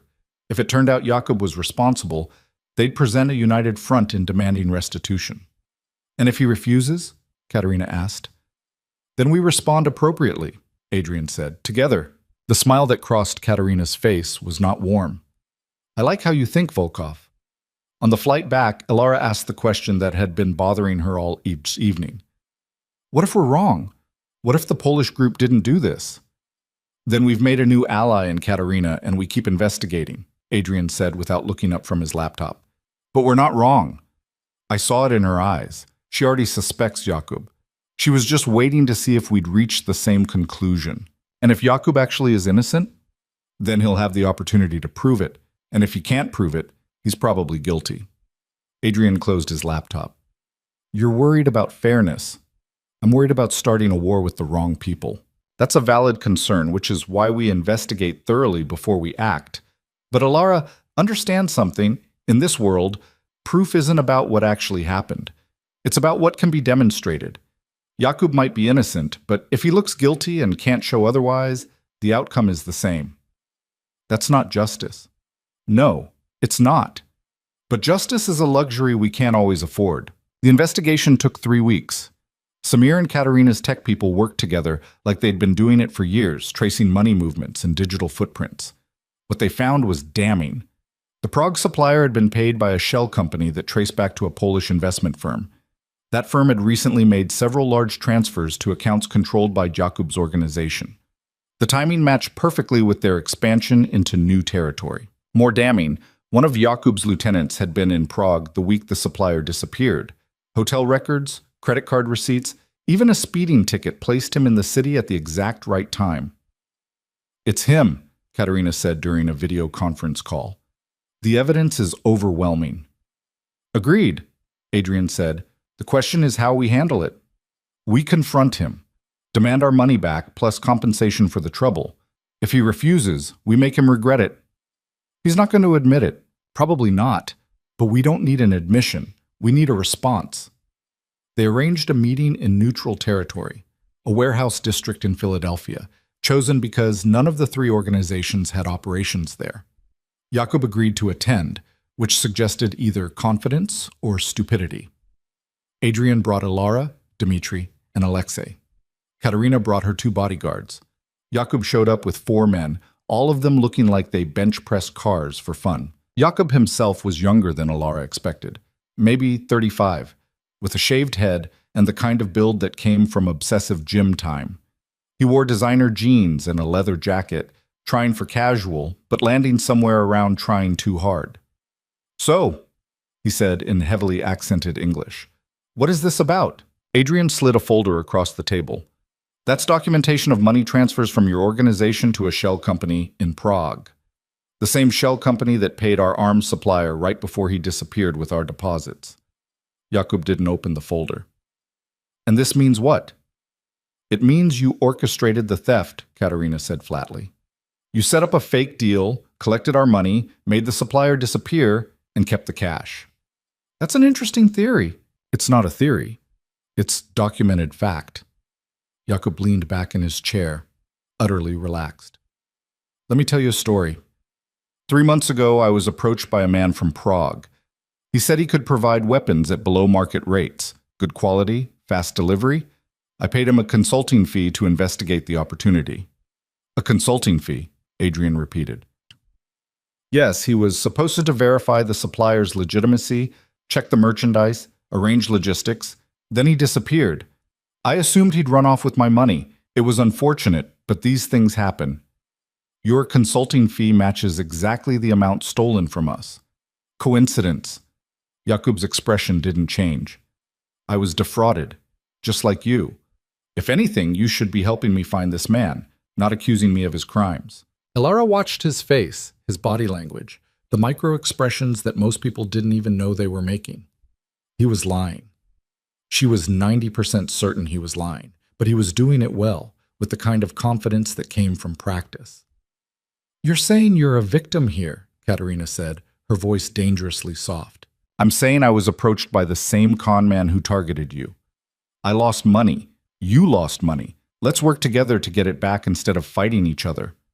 Show us proof, Adrian said. Documentation of this consulting agreement. Communication records with the Prague contact. Bank statements showing the transfer. I'll have my people send everything over. Jakub stood. Is there anything else? Because I have actual business to attend to. The meeting ended without resolution. As they walked back to their vehicles, Katerina looked murderous. "He's lying through his teeth." "Obviously," Adrian agreed. "But he's prepared for this confrontation. He's got a cover story ready, documentation that probably looks legitimate enough to create reasonable doubt. So what do? We call his bluff. He said he'd provide proof. Let's see what he sends. Samir will analyze it, find the holes. Then we'll have a second conversation." Jakob's proof arrived 2 days later. It was comprehensive and impressively detailed. Contracts, emails, bank records, even photographs of the supposed Prague contact. Samir spent 48 hours analyzing every document. "It's fake," he announced during the strategy meeting. "Really good fake, but fake. The email headers are forged. The photographs are composites. Facial recognition shows the contact is actually 3 different people photoshopped together. The bank records have timestamp inconsistencies." "Can we prove it's fake?" Adrian asked. "To someone with technical expertise?" "Yes." "To a neutral third party with no tech background?" "Harder. He's covered his tracks well. Then we need a different approach." Adrian looked around the table. "We can't prove he did it through documentation. We need either a confession or direct evidence that bypasses his paper trail." "Or we just hit him," Alexei said. "Stop playing games, take what we're owed by force." "That starts a war we don't need," Dmitry countered. "The Polish group has been building alliances. If we hit them, we might find ourselves in conflict with their partners too." Elara had been thinking about this for days, turning it over in her mind. What if we flip someone in his organization? Everyone looked at her. "Jakob's been expanding aggressively," she continued. "That means he's bringing in new people who might not be as loyal, who might see an opportunity to advance themselves by turning on him." "You want to recruit an insider," Nina said slowly. "I want to find someone who's already thinking about leaving and give them a reason to do it in a way that helps us." Adrian's expression shifted to something almost like pride.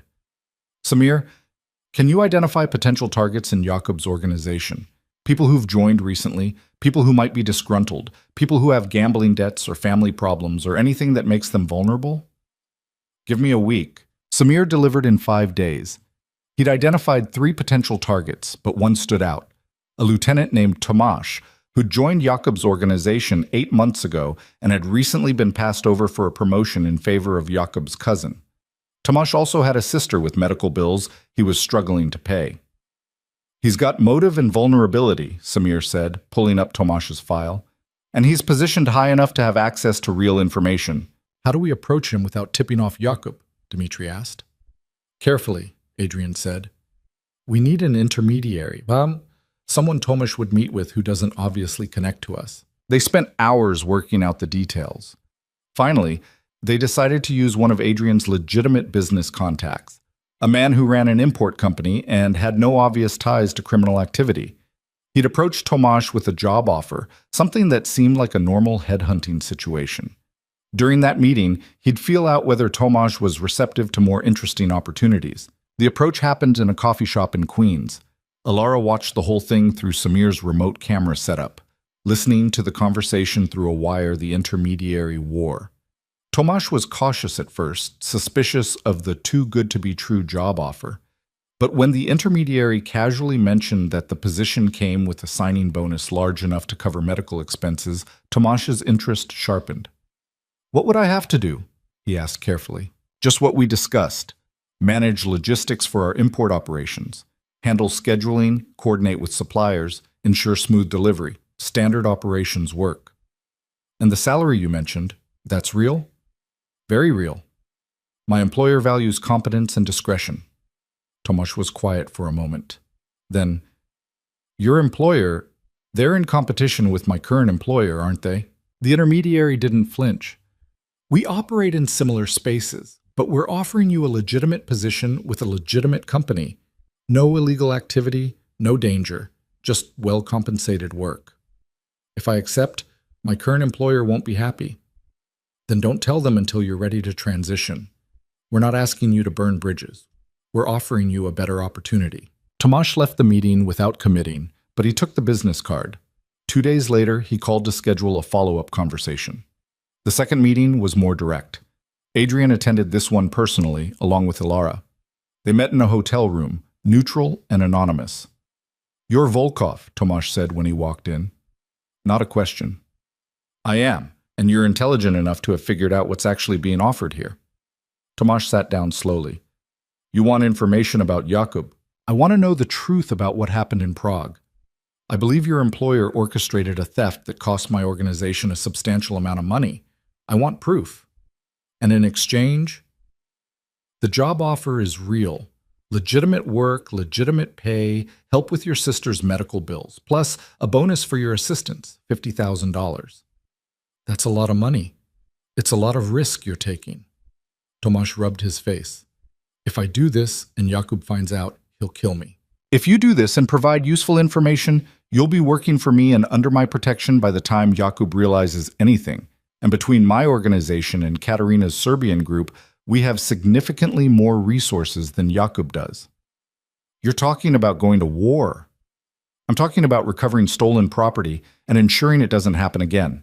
Whether that requires war depends on Jakub's response." Tomasz looked at Alara. "What do you think?" She was surprised to be asked. "I think you're in a bad position either way. Stay with Jakub. You'll always be passed over in favor of his relatives. Leave without helping us. You're still struggling with medical bills, and we might end up in conflict with your organization anyway. Help us. At least you get something substantial out of it." "Pragmatic," Tomasz said. "Honest," she corrected. He sat there for what felt like an hour, but was probably 90 seconds. Then he nodded once. "What do you need to know?" Over the next 3 weeks, Tomasz fed them everything. The complete financial structure of how Jakub had orchestrated the theft. The fake supplier was actually one of Jakub's cousins, using a false identity. The money had been laundered through 6 different accounts before landing in Jakub's expansion fund. Most damning, Tomasz provided recordings of private conversations where Jakub bragged about pulling off the con. "This is everything we need," Adrian said, reviewing the evidence. "We have him dead to rights." "So what now?" Alexei asked. "We confront him again?"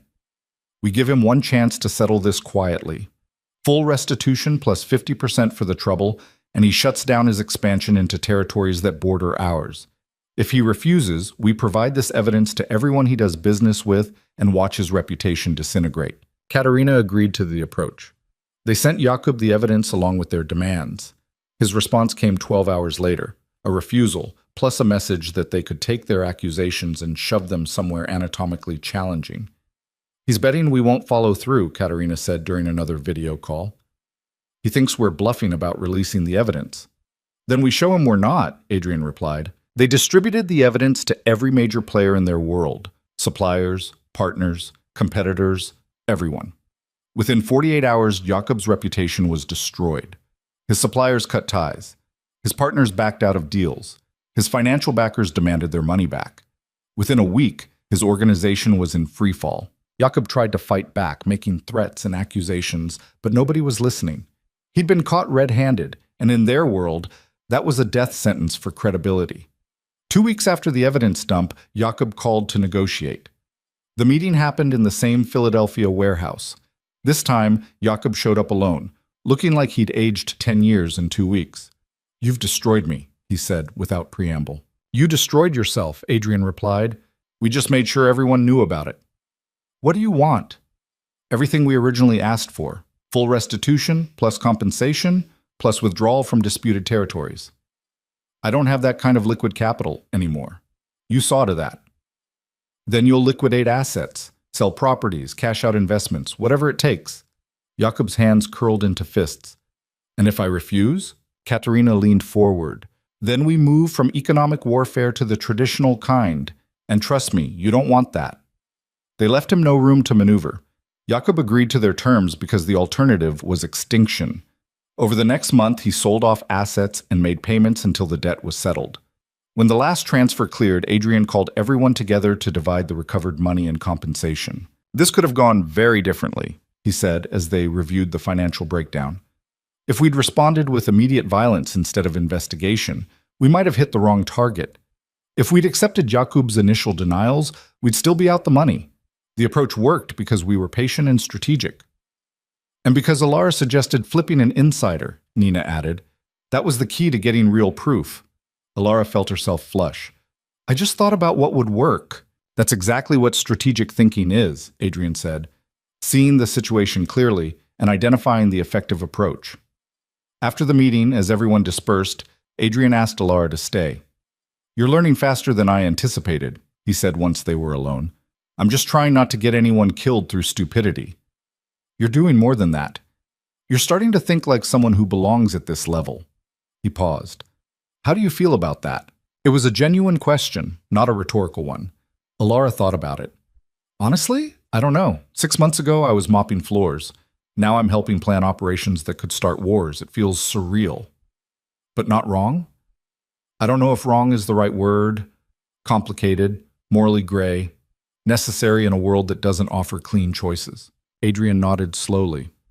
That's a more mature perspective than most people in this business ever develop. They either embrace it completely and become monsters, or they can't handle the complexity and fall apart. You're finding a middle ground. Is that good? For staying sane? Yes. For being effective? Also, yes. He moved toward the window. I have another proposition. You're full of those. This one's significant. I want you to take on more responsibility. Not just strategic analysis, but active decision-making. When I'm evaluating options, I want you to have a vote that carries weight. Why? Because you see things I miss. Because you ask questions that need asking. Because you're not invested in maintaining the status quo, which means you'll push back when everyone else is nodding along. He looked at her directly. And because I trust your judgment. That last part hit Alara harder than she expected. Trust, in this world, was currency worth more than money? What would that actually look like? You'd attend all senior-level meetings. You'd have access to all operational intelligence. When we're planning major moves, your input would be considered alongside Dimitri's, Alexei's, Nina's. You'd be part of the core decision-making apparatus. That's a lot of responsibility. It comes with a lot of risk. If we make bad decisions, you're equally accountable. If something goes wrong, you don't get to claim you were just following orders. Alara thought about this carefully. More power meant more complicity. More influence meant more moral weight. But it also meant more ability to maybe, possibly, make things less terrible. I'll do it, she said. Good. Adrian extended his hand. Welcome to the inner circle, the actual inner circle. She shook his hand and felt something shift. She'd been climbing a ladder for 6 months, rung by rung. This was reaching the top. Now she just had to figure out what to do with the view. The view from the top turned out to be more complicated than Alara had imagined. Her first real test came 3 weeks later during what should have been a routine strategy meeting. They were discussing a shipping route through the Gulf when Robert dropped a bomb none of them had seen coming. The FBI has an informant, he said, sliding a folder across the table. Someone inside our organization has been feeding them information for at least 4 months. The room went dead silent. Adrian picked up the folder and read through it without any visible reaction. When he finished, he set it down carefully. How do we know this? One of our legal contacts got wind of a federal investigation. They're building a RICO case. The informant has provided details about our shipping operations, our financial structures, even some of the legitimate business fronts. Robert looked sick. They know enough to potentially bring down the entire organization. Who is it? Alexei's voice was flat and dangerous. We don't know yet. The source is protected, but based on the information they have, it's someone with high-level access. Someone in this room, or someone who reports directly to people in this room. Everyone looked at each other. The paranoia was immediate and toxic. We need to identify them fast, Dimitri said, before they provide enough evidence for indictments. Agreed, Adrian said, but we need to be smart about this. If we start a witch hunt, we'll tear ourselves apart. The FBI would love that. He looked at Alara. This is why you're here. You notice patterns, so notice who in our organization has been acting differently. Who has access to the kind of information the FBI is getting? Alara's mind raced. She'd been watching everyone for months, cataloging behaviors and routines. Now she had to think about it differently, not looking for external threats, but for someone hiding in plain sight. Can I see the specific information they provided? She asked. Robert pulled out another document. This is what our legal contact was able to get. It's not complete, but it shows the scope of what the informant knows. Alara read through it carefully. Shipping manifests from the eastern routes, financial transfers through 3 specific shell companies, details about the Kozlov consolidation, the arms deal investigation. Whoever this is, they've been in the loop on major operations for at least 6 months, she said. That narrows it down to maybe 15 people. 15 is still too many, Alexei said. So we narrow it further. The information is detailed but not comprehensive. They know about the eastern routes, but not the western ones. They know about 3 shell companies, but not the others. They're high level, but not inner circle. Adrian was watching her with sharp attention. Keep going. They also know things that were discussed in meetings, but not necessarily implemented. Like, there's a reference here to a backup plan for the Kozlov situation that we considered but never used. That was only discussed in one meeting. The senior strategy session 2 months ago, Nina said slowly, there were 12 people in that room. Plus support staff, Dmitri added. People who prepared materials, set up the room, served coffee. No. Alara shook her head. The support staff wouldn't have access to financial details or shipping manifests. This is someone who sits in meetings and also has clearance to review operational documents. She pulled out her phone and started making notes. Give me 6 hours. I need to cross-reference who attended which meetings against who has access to which systems. Adrian nodded. Everyone else, business as usual. We don't change anything. We don't show any signs that we know. Alara, take Samir and whatever resources you need. Find me a name. 6 hours turned into 12. Alara and Samir worked through the night, building a matrix of meetings, access levels, and information overlap. They cross-referenced it with behavioral observations, financial records, anything that might indicate someone living beyond their means or acting under stress. By dawn, they had 3 names. Marcus, Samir said, pointing to one entry. Not young Marcus, the other one. He attended 7 of the 12 relevant meetings and has access to most of the financial systems. James has access to everything financial and attended 9 meetings, Alara added, but he's been with Adrian for 15 years. That's a long time to suddenly turn informant. People turn for different reasons, Samir said. Money, pressure, ideology. 15 years doesn't make him immune. Who's the third? Adrian's voice came from the doorway. He looked like he hadn't slept either. Yuri, Alara said reluctantly. He manages the Eastern distribution, attended all the relevant meetings, and has broad access to shipping information. Adrian came into the room and studied their matrix. Yuri's been loyal for 8 years, James for 15, Marcus for 3. If I had to bet on who's most likely to flip, it'd be Marcus, newest, least established loyalty. But the information includes details about Eastern distribution that Marcus wouldn't necessarily have access to, Samir pointed out. That points more toward Yuri. Unless Marcus was clever enough to request access for legitimate reasons and then used it for illegitimate ones. They were going in circles. Alara stared at the matrix, trying to see the pattern she was missing. We need to force their hand, she said. Feed each of them different false information and see what shows up in FBI reports. A canary trap, Adrian said. That could work, but it takes time. We might not have time. Then we make time. Alara pulled up a calendar. When's the earliest the FBI could move on indictments based on what they already have? Our legal contact thinks we have maybe 2 months, Adrian said. They're still building the case. Then we have 2 months to identify the leak and plug it. She looked at him directly. But we need to be prepared for the possibility that we can't. What's the contingency if indictments come down? Burn the organization to the ground and rebuild from pieces the FBI can't touch. Adrian's voice was matter-of-fact. We've got plans in place. Hidden assets, backup identities, escape routes. It would cost us years of work and tens of millions of dollars, but we'd survive. And the people who work for us? The ones who can be insulated, we insulate. The ones who can't, he didn't finish the sentence. He didn't have to. Over the next 2 weeks, they implemented the canary trap. They fed Marcus false information about a new shipping route through Canada. They gave James fake financial data about an offshore investment. They told Yuri about a fabricated meeting with Mexican suppliers. Then they waited. The legal contact reported back after 10 days. The FBI had received new information about a shipping route through Canada. Marcus. Adrian took the news with no visible emotion. Bring him in, quietly. They grabbed Marcus on his way home from work, bundling him into a van with professional efficiency. By the time he understood what was happening, he was in the soundproofed basement room Alara had only been in once before. She didn't want to be there again. But Adrian had asked her to attend, and she understood why. She'd identified Marcus. She owned part of this decision. Marcus was terrified, babbling explanations before anyone even asked questions. I didn't have a choice, I swear. They had evidence. They were going to prosecute my brother for tax fraud. They said if I cooperated, they'd make it go away. Stop, Adrian said quietly. Marcus stopped. How long have you been informing? 4 months. Just 4 months. And I only gave them things I thought wouldn't really hurt us, I swear. I tried to protect. You gave them enough to build a RICO case.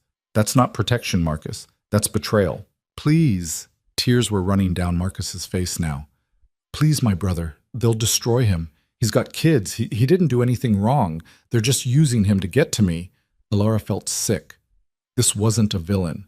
This was a desperate man trying to protect his family, making terrible choices because all his options were terrible. Adrian looked at her. What do you think we should do? The question hung in the air. Everyone in the room was watching her. I think... Alara's voice came out steadier than she felt. I think Marcus made a choice that hurt us, but came from understandable reasons. I think he's not our real enemy. The FBI is. And I think killing him doesn't solve our problem. It just creates another body. So what do you suggest? We use him. We know he's the informant now. We can feed the FBI false information through him, send them in wrong directions, waste their time and resources. We turn their asset into our weapon. Alexei made a skeptical sound. You want to trust him to double-cross the FBI after he already betrayed us? No. I want to control what information he has access to and make sure everything he passes along serves our interests, not theirs. She looked at Marcus. And I want his brother in protective custody, real protective custody. Not FBI custody. We take away their leverage. Adrian considered this for a long moment. Then he nodded slowly. All right, we'll try it your way. Marcus, you're going to keep feeding the FBI information. But from now on, every single piece of information you provide will be vetted by us first. You will tell us immediately about every contact you have with your handler. You will record every conversation. And if you deviate from this arrangement even slightly, I will personally ensure that both you and your brother face consequences that make federal prison look appealing. Are we clear? Marcus nodded frantically. Yes. Yes, thank you. I'll do whatever. Get him out of here, Adrian said to Dmitri. Set up the protective custody for his brother, and get Samir started on preparing the information we'll feed through Marcus. After Marcus was led away, Alexei turned to Adrian. You're actually going along with this? Alara's right. A dead informant just means the FBI knows we found their leak. A controlled informant means we can manipulate their investigation. He looked at Alara. That was good thinking under pressure. But understand, if this backfires, it's on both of us. I understand. Over the next 6 weeks, they carefully managed what information Marcus passed to the FBI. They fed them dead ends, false leads, operations that didn't exist. They wasted hundreds of hours of investigative time chasing ghosts. The legal contact reported that the FBI's case seemed to be stalling. The information they were receiving wasn't connecting to anything actionable. Frustration was building. They're going to realize Marcus is compromised eventually, Samir warned during a strategy meeting. Probably, Adrian agreed, but by the time they do, we'll have moved enough assets and restructured enough operations that whatever they think they know will be outdated. And when they cut Marcus loose, then he stops being our problem and becomes theirs. They'll either prosecute him for wasting their time or cut him loose entirely.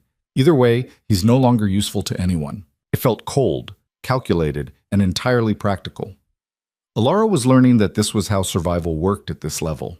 You used every advantage, exploited every weakness, and you didn't let sentiment cloud your judgment. But she still felt sick about it. The situation reached a crisis point 3 months later when their legal contact reported that the FBI was preparing to shut down the investigation entirely. The case had fallen apart, the informant's information had proven unreliable, and they were cutting their losses. Adrian called a celebration dinner. The entire senior staff attended, along with key personnel from every division. The mood was jubilant. They'd defeated a federal investigation without firing a shot. Alara sat at the table, accepting congratulations for her role in identifying and turning Marcus, and felt hollow. She found Adrian later that night, standing in the garden by the fountain. He was alone for once, no bodyguards, no assistants. "You're not celebrating," he observed. "I'm tired." "You're troubled." Alara sat on the fountain's edge. "We destroyed Marcus. We're going to destroy his relationship with the FBI, probably get him prosecuted for obstruction, and then we're going to cut him loose.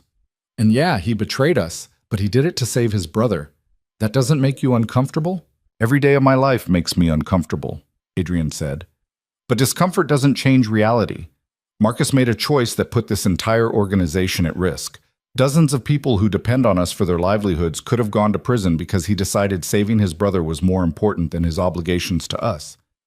His brother didn't do anything wrong." "Maybe not, but that's not our problem to solve." Adrian sat beside her. "You want the world to be fair, I understand that. But the world we operate in isn't fair, and pretending otherwise gets people killed. So we just accept that everything is terrible and act accordingly? We accept that we operate in a space between terrible options, and we choose the least terrible path forward." He was quiet for a moment. "Do you regret warning me about Victor? Because that choice led you here, to this moment, having this conversation."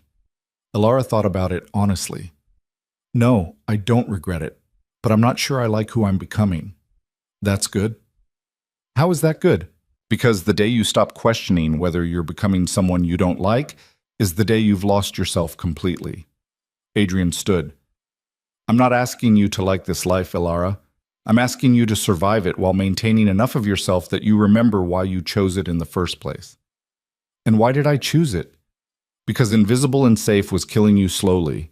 This life might kill you faster, but at least you're actually living it." He left her there by the fountain.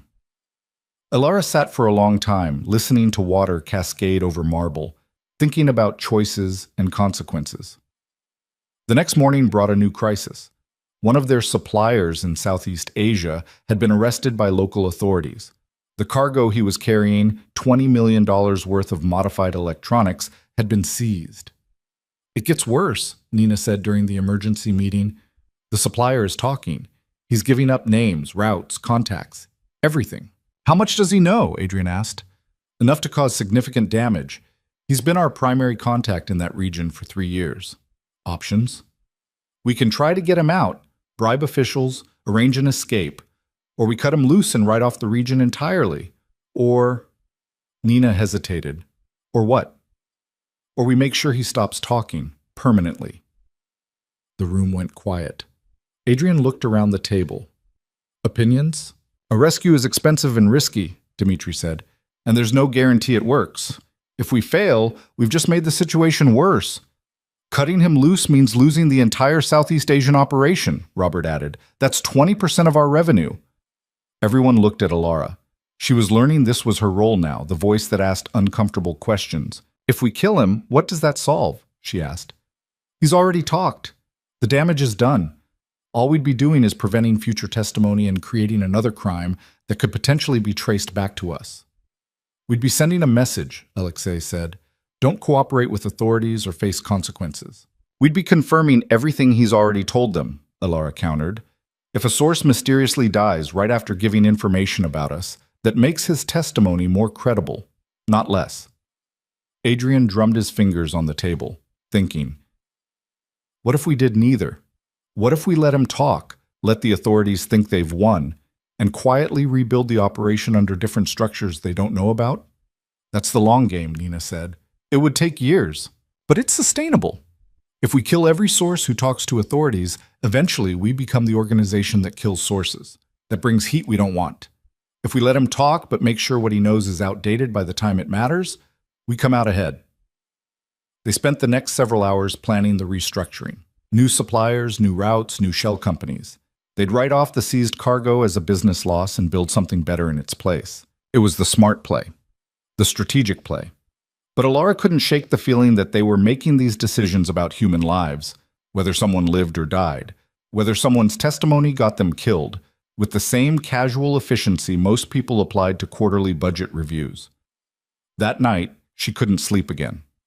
She went to Adrian's office and knocked. "Come in." He was working through paperwork, as always. The man seemed to run on 4 hours of sleep and pure stubborn will. "I need to ask you something," Alara said. Go ahead. Does it ever bother you that we're making life and death decisions like they're business choices? Adrian set down his pen. Every single time. But I've learned that the alternative, making emotional decisions, letting sentiment override strategy, gets more people killed, not fewer. That's not an answer.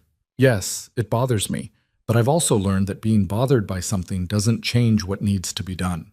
He leaned back in his chair. You want me to tell you there's a way to do this that doesn't compromise your morality. There isn't. Every choice we make exists in shades of gray, and we're constantly choosing between bad options and worse ones. So how do you live with it? I focus on what I can control. I can't make this business clean. It's fundamentally built on illegal activities. But I can make it less chaotic, less violent, more predictable. I can create structures where people have chances to build something instead of just surviving day to day. It's not redemption, but it's harm reduction. Alara thought about Maria and her son, safely reunited because Adrian had chosen to rescue instead of punish. About the Kozlov organization, absorbed instead of destroyed, preserving livelihoods. About Marcus, controlled instead of killed. You're trying to be the least terrible option in a terrible world, she said. That's exactly what I'm trying to be. She understood then what Mrs. Chen had meant months ago. Adrian wasn't good, but he was better than most alternatives in this business, and in a world where clean choices didn't exist, better was all you could hope for. The months that followed were strange. The FBI investigation officially closed. The Southeast Asian operation was restructured. The Kozlov integration stabilized into a profitable partnership. Life in the organization settled into something almost like routine. Alara found herself adapting in ways she'd never expected. She could sit in meetings where they discussed criminal operations without flinching. She could evaluate threats and recommend responses without getting lost in moral complexity. She could make cold, calculated decisions when necessary. But she also found herself pushing back in subtle ways, suggesting nonviolent alternatives, pointing out when revenge would cost more than it was worth, reminding everyone that the people they were discussing, targets, assets, problems, were actually human beings with lives and families. Adrian noticed. During a quiet moment after a particularly brutal strategy session, he commented on it. You're becoming the conscience I didn't know this organization needed. I thought you said conscience was a liability. It is, but it's also the only thing keeping us from becoming the kind of monsters we fought so hard not to be. He smiled slightly. You balance us. Alexei pushes for aggression. Dmitri prioritizes security. Nina focuses on profit. You remind us to consider whether we should do something, not just whether we can. That's a lot of pressure. It's the job. Welcome to the inner circle. 1 year after she'd started, Alara found herself standing in the same garden where she'd had so many conversations with Adrian, watching the fountain cascade in the late afternoon light. She'd come so far from the invisible housemaid who'd noticed something wrong with the driver's behavior. She'd helped defeat an FBI investigation, restructured international operations, negotiated with rival organizations, and made decisions that affected dozens of lives. She'd compromised parts of herself she'd never thought she'd compromise. She'd accepted moral complexity she'd once thought was just another word for wrong. She'd learned to operate in a world where good and evil weren't clear categories but points on a sliding scale. But she'd also helped create structures that protected people like Maria. She'd pushed for solutions that minimized violence. She'd become a voice for strategic thinking over emotional reaction. Adrian joined her by the fountain.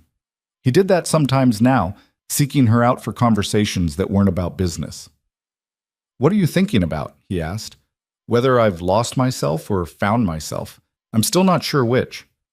Maybe both. Maybe you're discovering that the person you are is more complicated than the person you thought you were. Is that supposed to be comforting? It's supposed to be honest.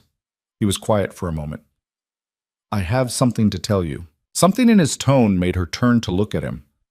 I'm restructuring the organization's leadership, he continued, creating a council of equals rather than a hierarchy. Dmitri, Alexei, Nina, Robert, and you. Each with equal authority in your domains, each with veto power over major decisions. Why? Because power concentrated in one person is dangerous. My father ruled as an absolute dictator, and it nearly destroyed everything. I've been trying to build something more stable, more sustainable, A council distributes decision-making, creates checks and balances. You're giving up control. I'm sharing it. There's a difference. He looked at her directly. You'll have equal say in everything we do. That means equal responsibility for the consequences. Alara understood what he was really offering. Not just power, but partnership. Not just a role, but a stake in the future. What domain would be mine? Strategic planning and organizational integrity. You'd oversee our long-term planning, evaluate new opportunities, and ensure we're not compromising the structures that keep us stable. Essentially, you'd be the voice asking whether we should do something before we do it. You want me to be the institutional conscience. I want you to be the person who reminds us why we're doing this and keeps us from losing sight of the bigger picture. She thought about it carefully. This wasn't just accepting a job. This was accepting responsibility for an entire organization's direction. Every decision the council made, she'd be part of. Every consequence, she'd share. I'll do it, she said. On one condition. Name it. We start transitioning more operations to legitimate businesses. I'm not saying we go completely clean. I understand that's not realistic. But we prioritize building legal revenue streams that can eventually replace the illegal ones. Long term, we become a business that happens to have criminal history, not a criminal organization that happens to run businesses. Adrian considered this. That would take years, maybe decades. I know. But if we're building something sustainable, something that survives us, it needs to be something that can exist in the daylight eventually. He extended his hand. Deal. We'll start the transition immediately. They shook on it, and Alara felt the weight of the agreement settle onto her shoulders. She'd just committed herself to years, maybe a lifetime, of navigating moral complexity, making impossible choices, and trying to guide an organization from darkness towards something that at least resembled light. It wasn't redemption. It wasn't clean. It wasn't the life she'd imagined for herself a year ago. But it was hers, and she'd chosen it with full knowledge of what it meant. The council's first official meeting happened a week later. The five of them sat around the conference table as equals, each with their domain of authority, each with their veto power. They spent 6 hours discussing the organization's future. Dmitry wanted to expand security operations. Alexei pushed for new enforcement capabilities. Nina proposed entering new markets. Robert outlined financial restructuring.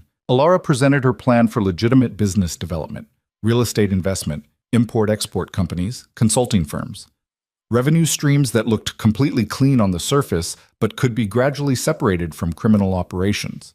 They debated, argued, compromised. No single person controlled the outcome. Every decision required consensus. It was messy and inefficient and sometimes frustrating. It was also significantly healthier than one person holding all the power. When the meeting ended, Adrian pulled Alara aside. How do you feel? Terrified, responsible, committed? She paused. Like I can't go back even if I wanted to. You can't. None of us can. We can only go forward and try to make that forward direction something we can live with. Is that enough? It has to be. Over the next 2 years, the organization transformed. They gradually shifted resources from purely criminal operations into legitimate businesses. They maintained their core operations. You couldn't walk away from that world completely without consequences. But they built structures around them that could exist independently. They created jobs for people who needed second chances. They invested in communities that banks ignored. They built something that, while still morally complicated, was significantly better than what had existed before. Alara became known in their world as Adrian's partner, not in the romantic sense, though people speculated, but in the strategic sense. The voice of long-term thinking. The person who asked hard questions and pushed for solutions that considered consequences beyond immediate profit. She also became someone who could sit across from federal investigators and calmly discuss their legitimate businesses while knowing exactly where the lines between legal and illegal were drawn. Someone who could negotiate with criminal organizations while maintaining ethical boundaries most of them didn't know existed. She'd learned to live in the gray space between right and wrong, navigating it with intention rather than just accepting it as inevitable. It wasn't perfect. She still lost sleep over decisions. She still questioned whether she'd compromised too much of herself. She still wondered if there was a line she'd eventually cross that she couldn't come back from. But she also knew she was making a difference. The organization under council leadership was significantly less violent than it had been under Adrian's father. They resolved disputes through negotiation more often than force. They prioritized long-term stability over short-term profit. They were, slowly and imperfectly, becoming something better. 3 years after Alara had first whispered a warning about a driver planning betrayal, she stood in the same mansion that had once terrified her, watching the sunset paint the gardens gold. Adrian found her there because he always seemed to know when she needed company. "Thinking about the past or the future?" he asked. "Both. Wondering if the person I was 3 years ago would recognize the person I am now. Would she approve? I don't know. Maybe. I hope." Alara turned to look at him. "I've been thinking about something you said once, about how you look in the mirror and wonder if you're just a more sophisticated version of your father's monster." "I remember." "Do you still think that?" Adrian was quiet for a long moment. "Less often than I used to. The council helps. Having people who will tell me no, who'll push back when I'm wrong. Having you there asking whether we should do something instead of just assuming we should, because we can. That's not an answer. It's the only answer I have.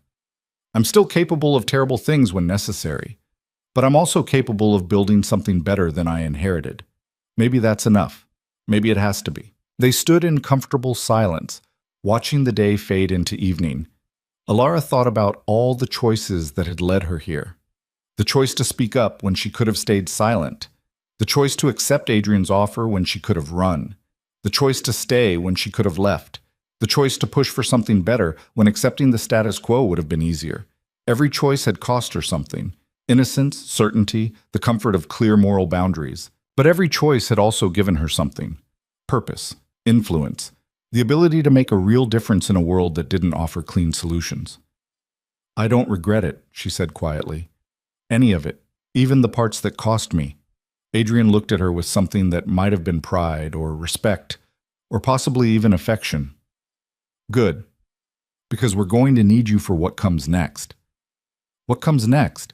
"The next 20 years of slowly transforming this organization into something that can survive in legitimate society. The next 100 decisions between bad options and worse ones. The next 1,000 moments of choosing whether to be slightly better than we have to be." He said it like a promise and a warning and a commitment all at once. Alara smiled. "I can live with that," because she could. She'd learned to navigate the gray spaces, to make impossible choices, to live with complexity and contradiction. She'd learned that sometimes the best you could do was be the least terrible option in a terrible world, and that was enough.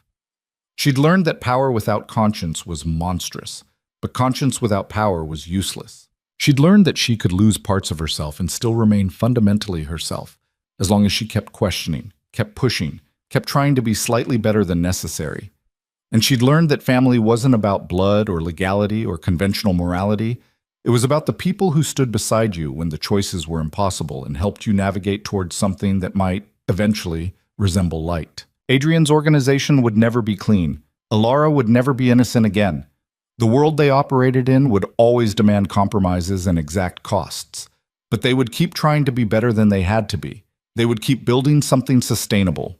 They would keep asking hard questions and making difficult choices and pushing toward a future that was slightly less dark than the past. It wasn't redemption. It was something more practical and possibly more valuable.